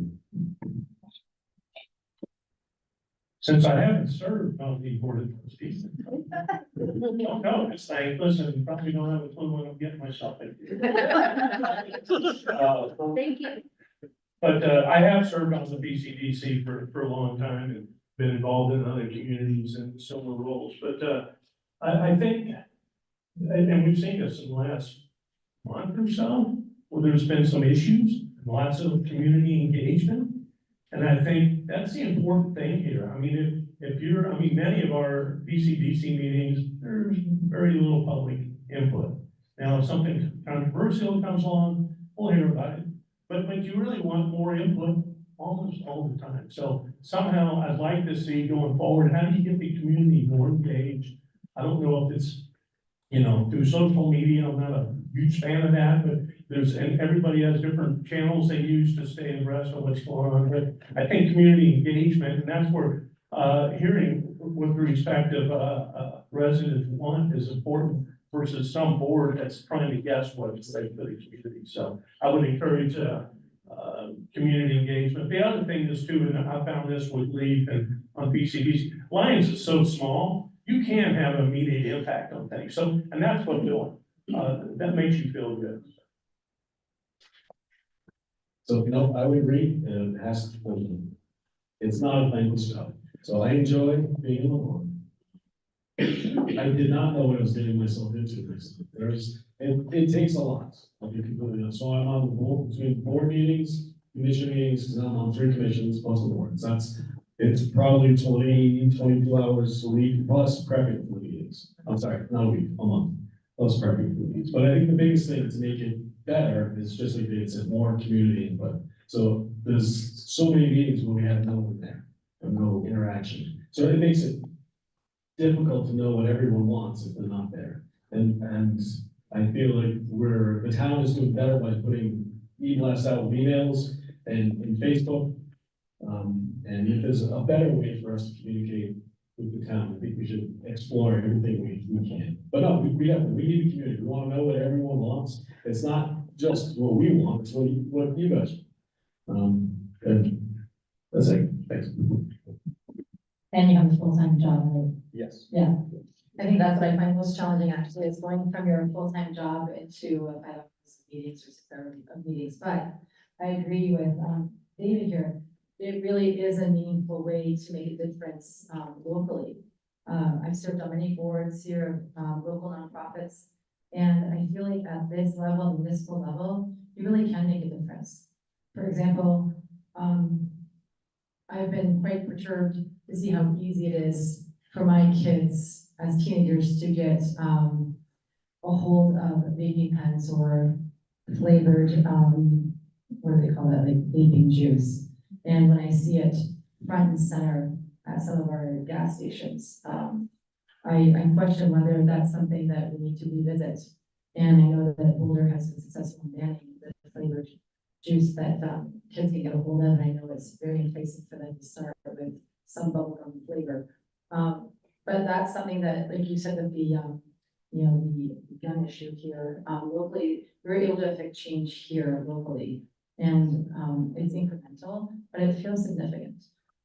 So I think that's where the reward is knowing that even though some of these meetings may be long or harmonious, it feels like at the end of the day, we keep our end goal in sight. I've never had a better feeling than when I'm delivering cookies to a new resident who has just moved in to Lyons Valley Townhomes. And they have hung on to the last 10 years and they're finally in a safe, secure housing situation. And that brings me so much joy. And that's what I have to remember at the end of the day. So I'm not sure, but it might be possible that approximately 48 hours ago, I was in fact a trustee member who said, wow, this is a thankless job. I also served as a pastor, another thankless job. I did not say unfulfilled. When you are working and making a difference in all of our lives together, you're willing to take the hits because it's a part of what it is to be in leadership. And humans being what they are, tend not to tell you when things are going well. But they do tend to tell you when things are not going well. Always important for us to remember that. remember being with a group of New York Times reporters once. They said, how many positive remarks does it take to make up for one negative that you get? And these New York Times reporters said 50 positive for one negative. We are just wired as humans to hear the negative and to struggle with it. So yes, so that would have been me. Did you think that? Really? Almost done. So I agree with Nick here. This is not, I would never call this a thankless job. In fact, I get thanked so often. And sometimes people come up to me and say, thank you for doing this thankless job. And I say, but you're thanking me. It is the hardest job I've ever had for the least amount of money per hour. There's no question about that. But let's talk about how to make it more accessible to be a trustee for a minute, because I think that's important. And I think having as many diverse voices on board as possible is important. So one thing I did that I'm not sure anybody has taken advantage of yet is, did you know that if you're elected to the Board of Trustees and you serve, you're eligible for reimbursement for dependent care expenses up to a certain amount per month? And we put that in place in the last board to try to make this more accessible for people who might be taking care of kids or elders or their parents or whoever. I would love to know your ideas about how we can make this more accessible and interesting to people. And I agree, it's easy to hear the criticism about the compliments, but we get a lot of compliments, and I'm really proud of the work that this board has done. We work really well together with collaboration and respect and kindness, and I really hope to carry that forward.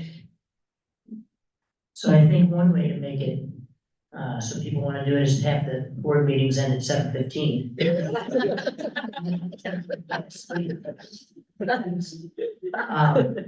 But as everyone has said, it isn't thankless. There are a lot of difficulties with it, but people do thank us, and it is so rewarding to have a voice and a say in a small community like ours. But it is difficult in that I have a young son and it's time away from my family, and I don't have a job where I do get paid, so I do lose out on income by being on the board, even though we do get paid something. Because I have to block out a lot of my work for all the different meetings. And once again, we do get thanked by a lot of people in town, which is very nice.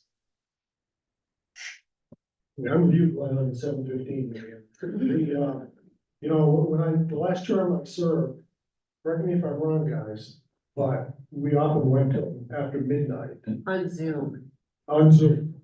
after a full day of work on Zoom. Exactly, exactly. You know, it's not a thankless job. In fact, when I decided to run, I had a lot of people approach me in the neighborhood and say, hey, thanks for running.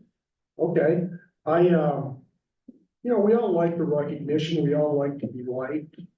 And as Dave said, we have the opportunity to make a real impact in a small town like this. All I would do is, you know, it's tough, people who work for a living and are rolling into town late, have kids to take care of, but as I look at the table here, I see a lot of people who are retired, and this is sort of our full-time job right now. I wish we could make it easier for people who work to, I don't know, run for trustee. I mean, this is nice, we're having a forum, we finally have a forum, with enough people we can talk about things, so. About a week ago, I was at a meeting of the Lyons Citizens for Responsible Development, a great thing. Of a lot of people I had never seen before. And I told them that I picked up my packet to run for this board on the Friday afternoon before they would do on Monday, because I was waffling back and forth with meetings or not running, but there were just some things I thought we needed to do, and we're trying to get them done. And we needed enough people to have an election that it makes a big difference. But sitting in that room, watching these people who are so energized in the last month or so because of the ITA that a lot of them don't care for, I just thought, this is why people do this on the board of trustees, to engage with citizens and try to do things that people want to get done. And there are a number of people that I didn't know 2 weeks ago who I think would make great trustees. And I hope we can sustain the energy that's been shown here in the last few weeks, and get some of those people, keep them doing what they've been doing in the last 2 weeks, reading comp plans, reading the GPA plan, looking at graphs and the housing report. I think we can get those people to run for the board, I hope we can, and the way to do it is emphasize the rewards, not the detriments of being on the board. Yeah, you engage on Facebook, people are gonna insult you, some people aren't gonna like what you do, but there are things that you can do that are so rewarding. I think that's what we need to do, is emphasize the very rewarding skate park I mentioned. Summit Housing would not have happened without Julie Von Domen, John O'Brien, Connie Sullivan, and Dick Angelo as mayors getting that done. Give them thanks, and every time you see that, give thanks to people who served on this board, and it's rewarding to see that. So I hope we can do more of that. Thank you, Mark. Thank you all. I have pulled a couple of questions regarding transparency. So I've just melded them together and paraphrase a little bit. We'll start with you, David, with this question here. And it's a bit of a two-part question, one general and one specific around transparency. So transparency of the board to the citizens. And first question is, what are your thoughts on transparency for the citizens? And second is, what are your commitments? What are your commitments around transparency? Yeah, transparency, I think it's key. You can't do things in the back room. We've seen that, what happened. I don't want to pick on just the IDA discussions, because some of those are sensitive, but also understand it's impactful to lots of different parties in town. So, I think engaging the community earlier and often and listening to them. I will say though, when I look back, and I was in the midst of the conflict, I was one of the key contributors to it. You can blame me if you don't like it. But really was hard. We had some meetings here in the library, but it was very, very difficult to get input. And so the point is, and I suggested this earlier, somehow engagement throughout this will improve transparency. I don't think what went on in the last few weeks was intentional. I think they're trying to do the best job possible to get the best IGA, but unfortunately, things happen. And so the commitment from my side, yes, is to have public engagement. I like what came out of the meeting I was at Monday night, which was starting up a committee that will look at including citizens to get across representation of the community to be more involved. So everybody feels ownership in it. Yeah, I feel the same, should be completely transparent. I feel like we are in almost everything that we have. The only things we're not is when we have executive sessions, and that's usually things we have to discuss in private because it's for negotiations. I feel like we probably could have handled this IGA differently, but I think that it's what you learn from the mistake should be. So we didn't just say we're gonna push forward with it, so we had held the meetings in town halls to figure out what we can do to make it better. But no, I feel transparency is 100%, you have to be transparent, 100% all the time. So, and I feel like we're open, and I just have to continue being them. Well said. No, I agree with, both David and Ted. I think transparency is key, and I see value in executive sessions. Anybody who has served on a board of trustees here knows the value of executive sessions when negotiations are at risk or at stake. And so there's a time for executive sessions and there's a time for public engagement. I feel like with the comp plan, we were engaging all the time. Lots of assessments, such as the house needs assessment or the sidewalk assessment or wayfinding. I mean, I feel like we're constantly reaching out for public engagement. I would encourage everybody to sign up for the town newsletter. Because you get a lot of information that way. And I personally want to thank Kim Mitchell, who was wandering around, who's been doing these board recaps every month. I think that's a great way of educating residents. So sure, I understand that not everybody's at every board trustee meeting. They are live, they are on Zoom, everybody can attend.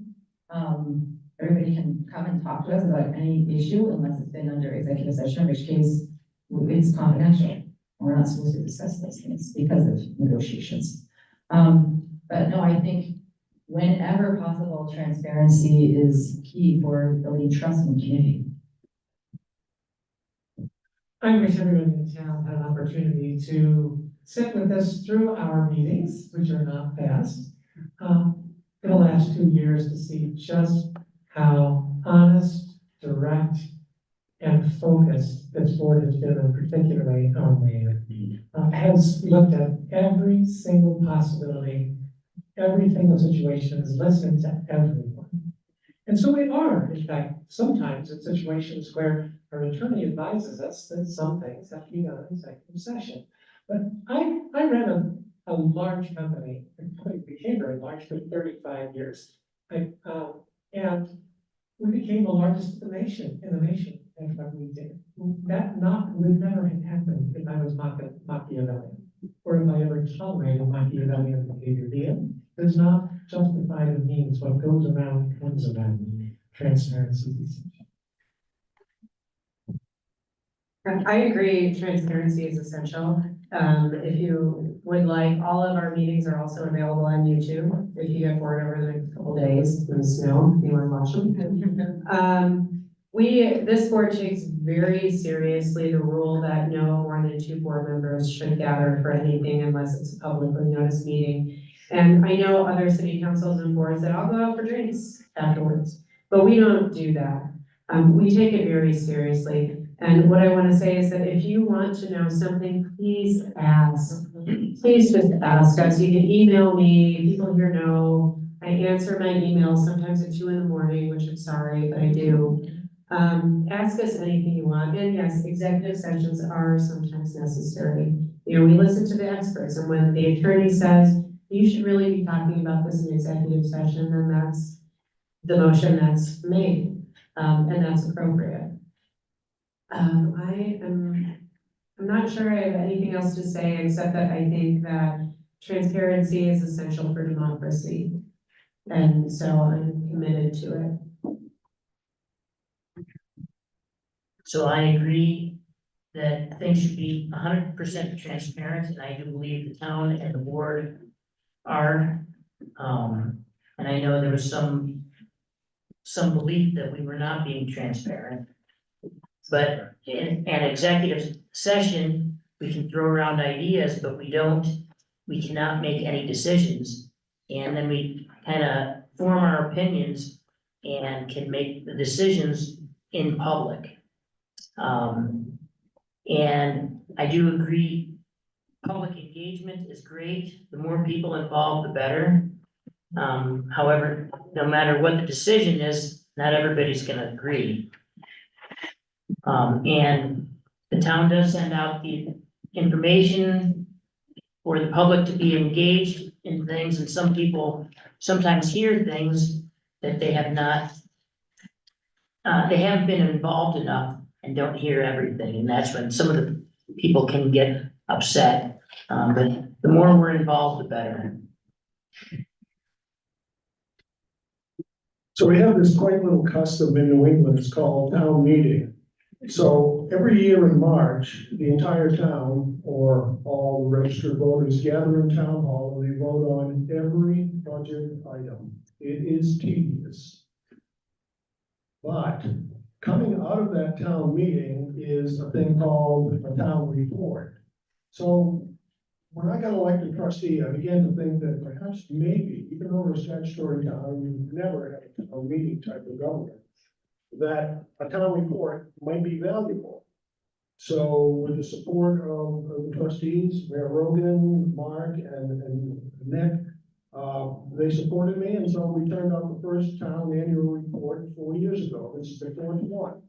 You talk about being transparent. You know, if you want to know anything about the town, in particular, how much money we spend on things, it's all here.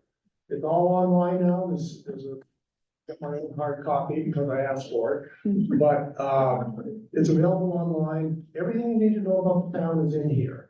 I also want to give kudos to Kim Mitchell and the staff for keeping residents informed by emails on notices and things of that nature. All the meetings are Zoomed, even the boards and commission meetings. As far as I know our ecology board meeting is Zoom, and certainly the trustees meeting is Zoom. So there's your transparency. I firmly believe that informed residents are engaged residents. So. I appreciate this question. I've got a handout that says 5 important issues for Lyons Board of Trustees. And one of them is transparency communication. It says Lyons needs to keep citizens better informed about town issues, even controversial ones. Trustees should communicate with residents, not just rely on often cursory official messaging from town staff. If I get inquiries from citizens, I'll answer them. Transparency starts with the board of trustees. Citizens send respectful, reasonable email trustees, they deserve an answer. I emailed the current board a number of times about things, and I got answers from every time from maybe 2 or 3 of them. I'll give credit to Mayor Rogan. She was very responsive. I didn't always hear back from them. And you email me, I'll answer it. Number 2, social media, like it or not, there's a lot of reasons not to. That is an important source of communication locally. People read that stuff, especially in a town with only one printed newspaper left that's monthly, and one online. But trustees can provide information on social media. It's difficult, you're gonna get nasty responses, but if you follow the rules, you can do that. And do it wisely, use discretion. Don't respond to everybody that criticizes the town, but if somebody's got something wrong and you see misinformation circulating around town, respectfully and matter-of-factly give people the information they need. And all right, that's enough, I'll stop. I'll be a little bit shorter. Transparency is the ultimate responsibility of the governing body. To be transparent in every business item, every issue, every discussion. It's essential to a vibrant town, communication within that town. And if we talk about further participation of the citizens of the town, the foremost way to enable people to trust us is to be transparent in everything that we do. Thank you all, and we are at closing statements. Oh, gee. So we will have 1.5 minutes. Again, reminder, we're through with almost all of the questions. There are a few that we didn't get to, and again, thank you, we knew this could happen. Just as a reminder, I will, write up an email to all of the candidates, all of your questions. So they're heard in that way, and hopefully you've heard your voice in a lot of the questions that we've had so far this evening. 1.5 minutes for closing statements. This relates to the last piece of paper I just pulled actually, was just what do you bring to the position you are running for? So feel free to add that into your closing statements, but this is an opportunity to talk about a touch point that we haven't talked about, or something you believe in we haven't talked about. And again, what do you bring to the position that you're running for? Ted, we'll start with you.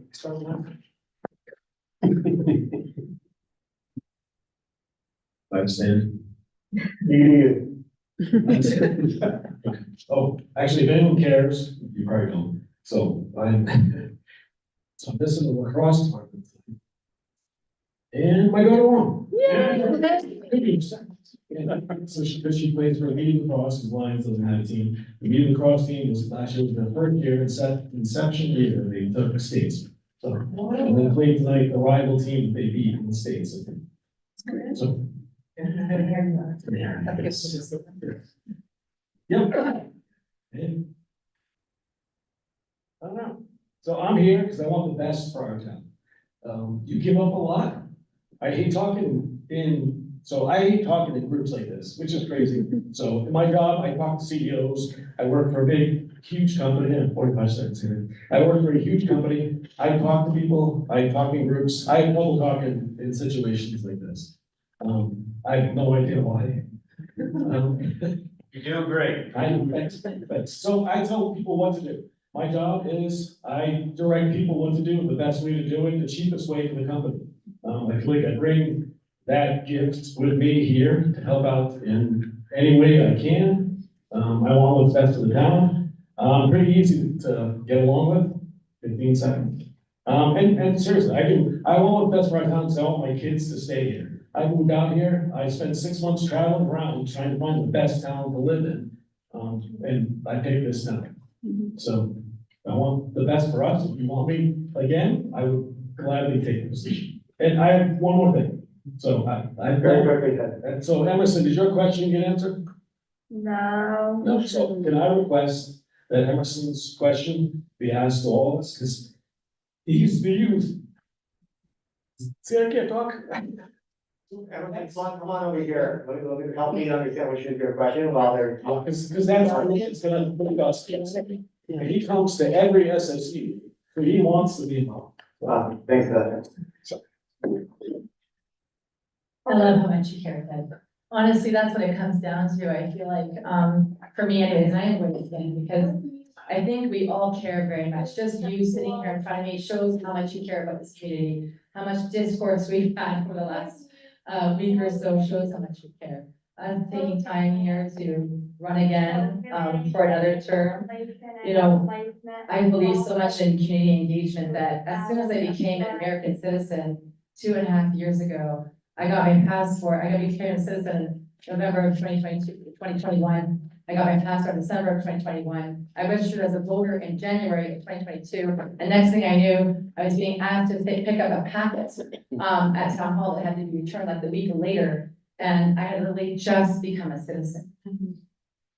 But that is how I give back to this community. That is how I show that I care for our community. And that is what I bring to this table is a really big, huge, marshmallowy heart that sometimes overflows as tears. This is the happens sometimes. But I think the entire time I've lived in Lyons, I've been engaged with the community. Whether it was the PTO, whether it was LEAF, whether it was LCF. I mean, we've driven to the food pantry together and shop on Tuesdays like many years ago. Or whether it's serving on the board of trustees when it's needed. When it's needed. So I think, or showing up at the dentist office when they need receptions. I think what I bring is showing up, doing the difficult things, even if I have never done that before, but doing what's difficult, being brave, being fearless, and just going full in, jumping right in, just like I did in December with the dentist office. It's just like my most recent example. The first one I could think of was the dogathon. I had no idea what I was doing, but I jumped in. And you know, the 10th anniversary of the flood, for example. I never organized a 10th anniversary of anything. And this was for the entire community. And it took a lot of hard work and it took a lot of collaboration. But sitting down, taking the time, listening to each other's ideas, we came up with something really meaningful. Right? That's right. So for years, I have worked with corporate boards on board governance. So that is one thing I bring to the table. Probably is a little bit different, is a great knowledge of board governance. The other thing I bring to the table that I'm quite confident no one else brings to the table here is the fact that I happen to be transgender. Now, why would I mention that? Well, I've done 3 TED Talks that have had over 10 million views. I have been on every major television network. I've been on PBS, I've been on NPR. I get hate mail every single week. Last Thanksgiving morning, I got 15 texts coordinated on Thanksgiving morning. Tell me that I should die. That's all you have to do on Thanksgiving morning. What I want to say is, why do I do this? Why am I willing to continue to do this? Because you know how often it comes up in this town that I'm trans? Never. That is fair.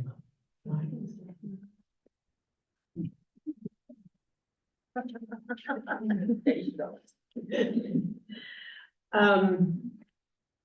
So, you know,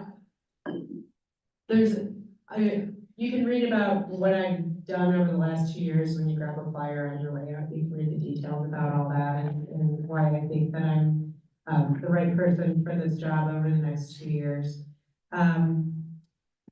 I want to continue the work that this board started. This is a labor of love for all of us. This really is a labor of love for our community in the good times and the bad times.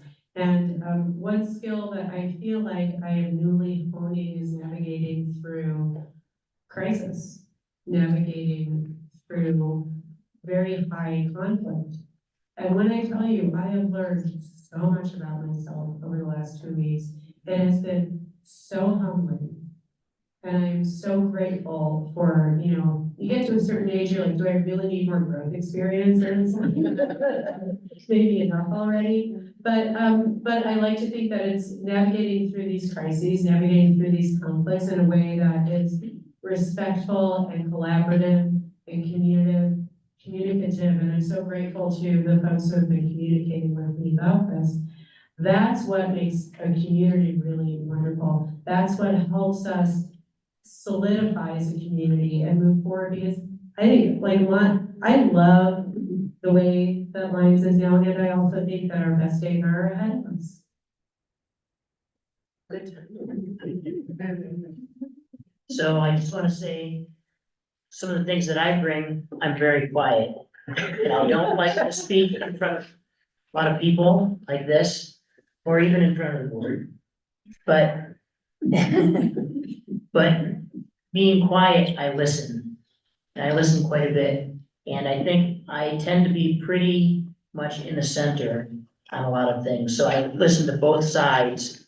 And I think I make very good decisions based on what I hear from everybody coming in. And I love community involvement, which is why I am running for the second time. And then I also want to thank everybody who's here, because your being here shows that you want to be involved in the community. And so thank you to everybody. As I mentioned before, I've always been civic minded, and when you move to a town like Lyons, it doesn't take you long to realize there's something special about this town. It's the people, it's the landscape, it's this beautiful river we have going through the town here. I can be a bit of a contrarian at times, whichever one is elected mayor, please know, I can be a bit of a contrarian because I tend to stand up for things that I believe in religiously. I believe in the environment. I believe in safeguarding this river that we have going through town. I think we have a very special place here in this little mountain town of Lyons. We can't be like every other damn Front Range town. We have to be something special. And I pledge to you that, on my honor, that that's going to be what I'm going to fight for. So, thanks for your consideration. What do I bring? I work hard. I'm a hard worker. I do my research. I listen to citizens. I listen to citizens as much as I listen to sometimes town staff. They do a great job in general, but sometimes I think when they're wrong, I'll tell them I think they're wrong. Yeah, I'll listen to the experts, but not all experts are created equal. Like the experts that just did that stupid housing futures plan, I'm not gonna listen to them because they don't know anything about Lyons or they don't know what they're talking about. They didn't even know there were restrictive covenants on the dog park, or that you can't use the open space around Long Street Drive. So I listen to citizens. Go Mark. And I always ask, is there a better way? We have to do things the way we've always done them. And that really boils down again to budget and finance. There's some things in our budget we need to do differently. And I'm a budget hawk, I'll admit it. I'm a social liberal and a fiscal conservative. And we need to go line by line with that budget and figure out some ways to do things differently and spend your tax money more wisely than we do in this area. I have a legal expert on that answer. In closing, I would like to again thank all the people I have met in neighborhoods while passing out masks. Everyone was so nice and reassuring.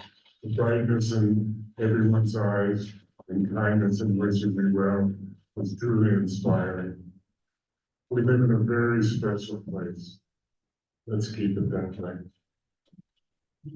We very much appreciate the opportunity to be able to offer institutional knowledge that has been imparted to me over the years, and for all of us to enjoy the town after the flood recovery projects have been completed, and take a deep, enjoyable breath before proceeding with additional projects. I especially look forward to tackling our severe suicide crisis. Alcohol was woven throughout the film we watched. We need to tackle our problem head on. First of all, I'd like to thank everybody here for taking time out of your busy schedules, so I'm saying, you know, listen to us tonight, so I appreciate that.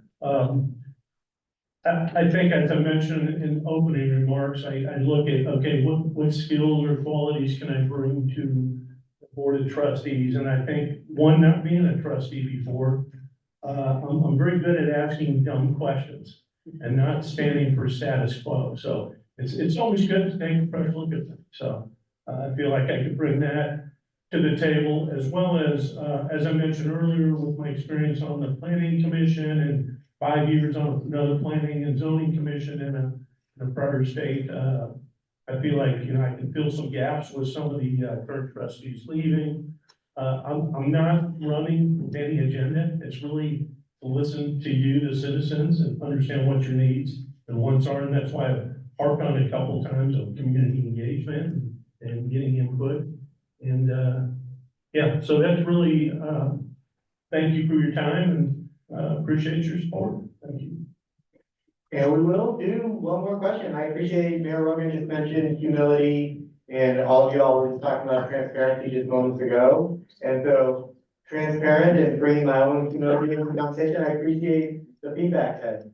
And I think it's a great way to end, thank you for those closing statements, great way to end our time together by hearing a question from you, looking forward. So thank you for the question, Emerson. This is a yes or no question.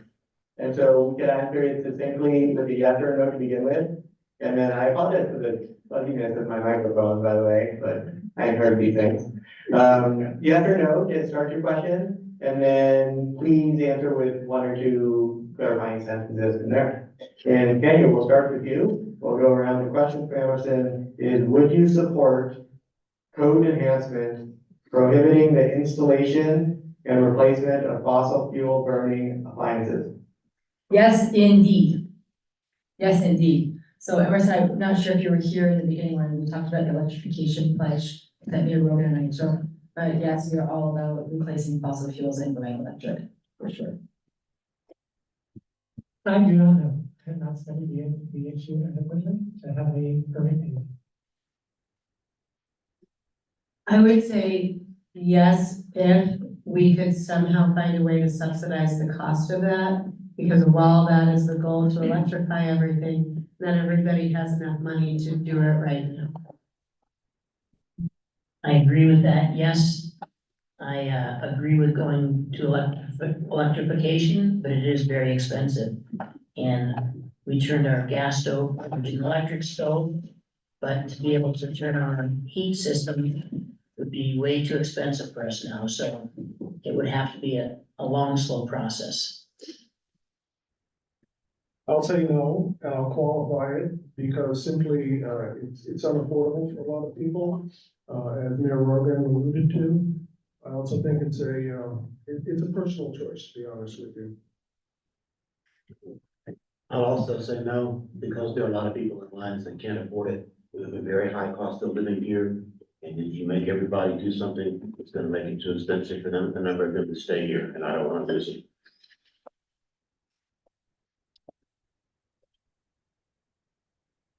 I'll also say no, and the reason is,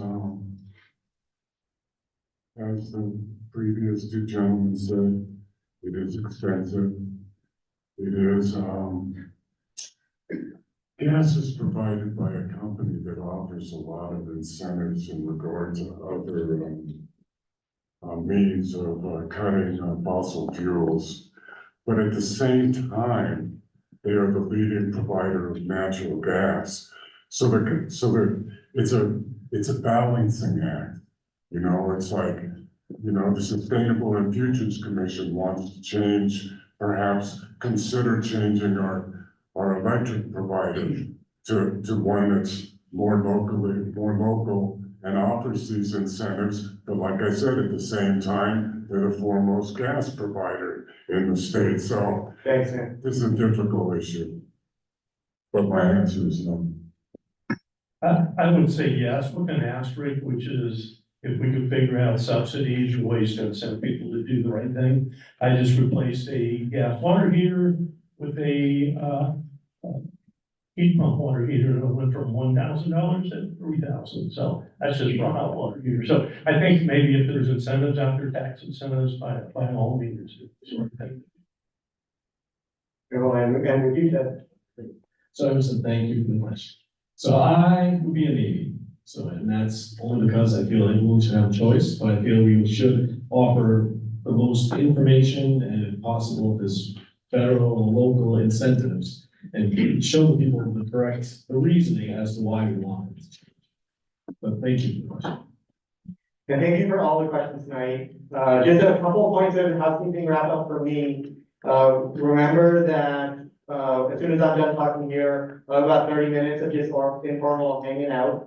I don't know what the weather's doing outside, but I don't think it's raining, so it's not snowing yet, so you got plenty of time to get home. Feel free to mill out until 8:30 here. We'll probably start cleaning up during that time. And two last things for me. Remember that this will be recorded, we'll have a recording of it, so if you have fellow residents who was unable to join either online or in person, please have them watch the recording and post this. And we started with gratitude. I just wanted to end with gratitude. We all just expressed a ton of gratitude for everyone watching and participating. So much gratitude to our 9 candidates. It's really hard to talk and listen to others for 2+ hours. So thank you so much for being here. Thanks so much as was already expressed for your undying service to the town. We really appreciate it.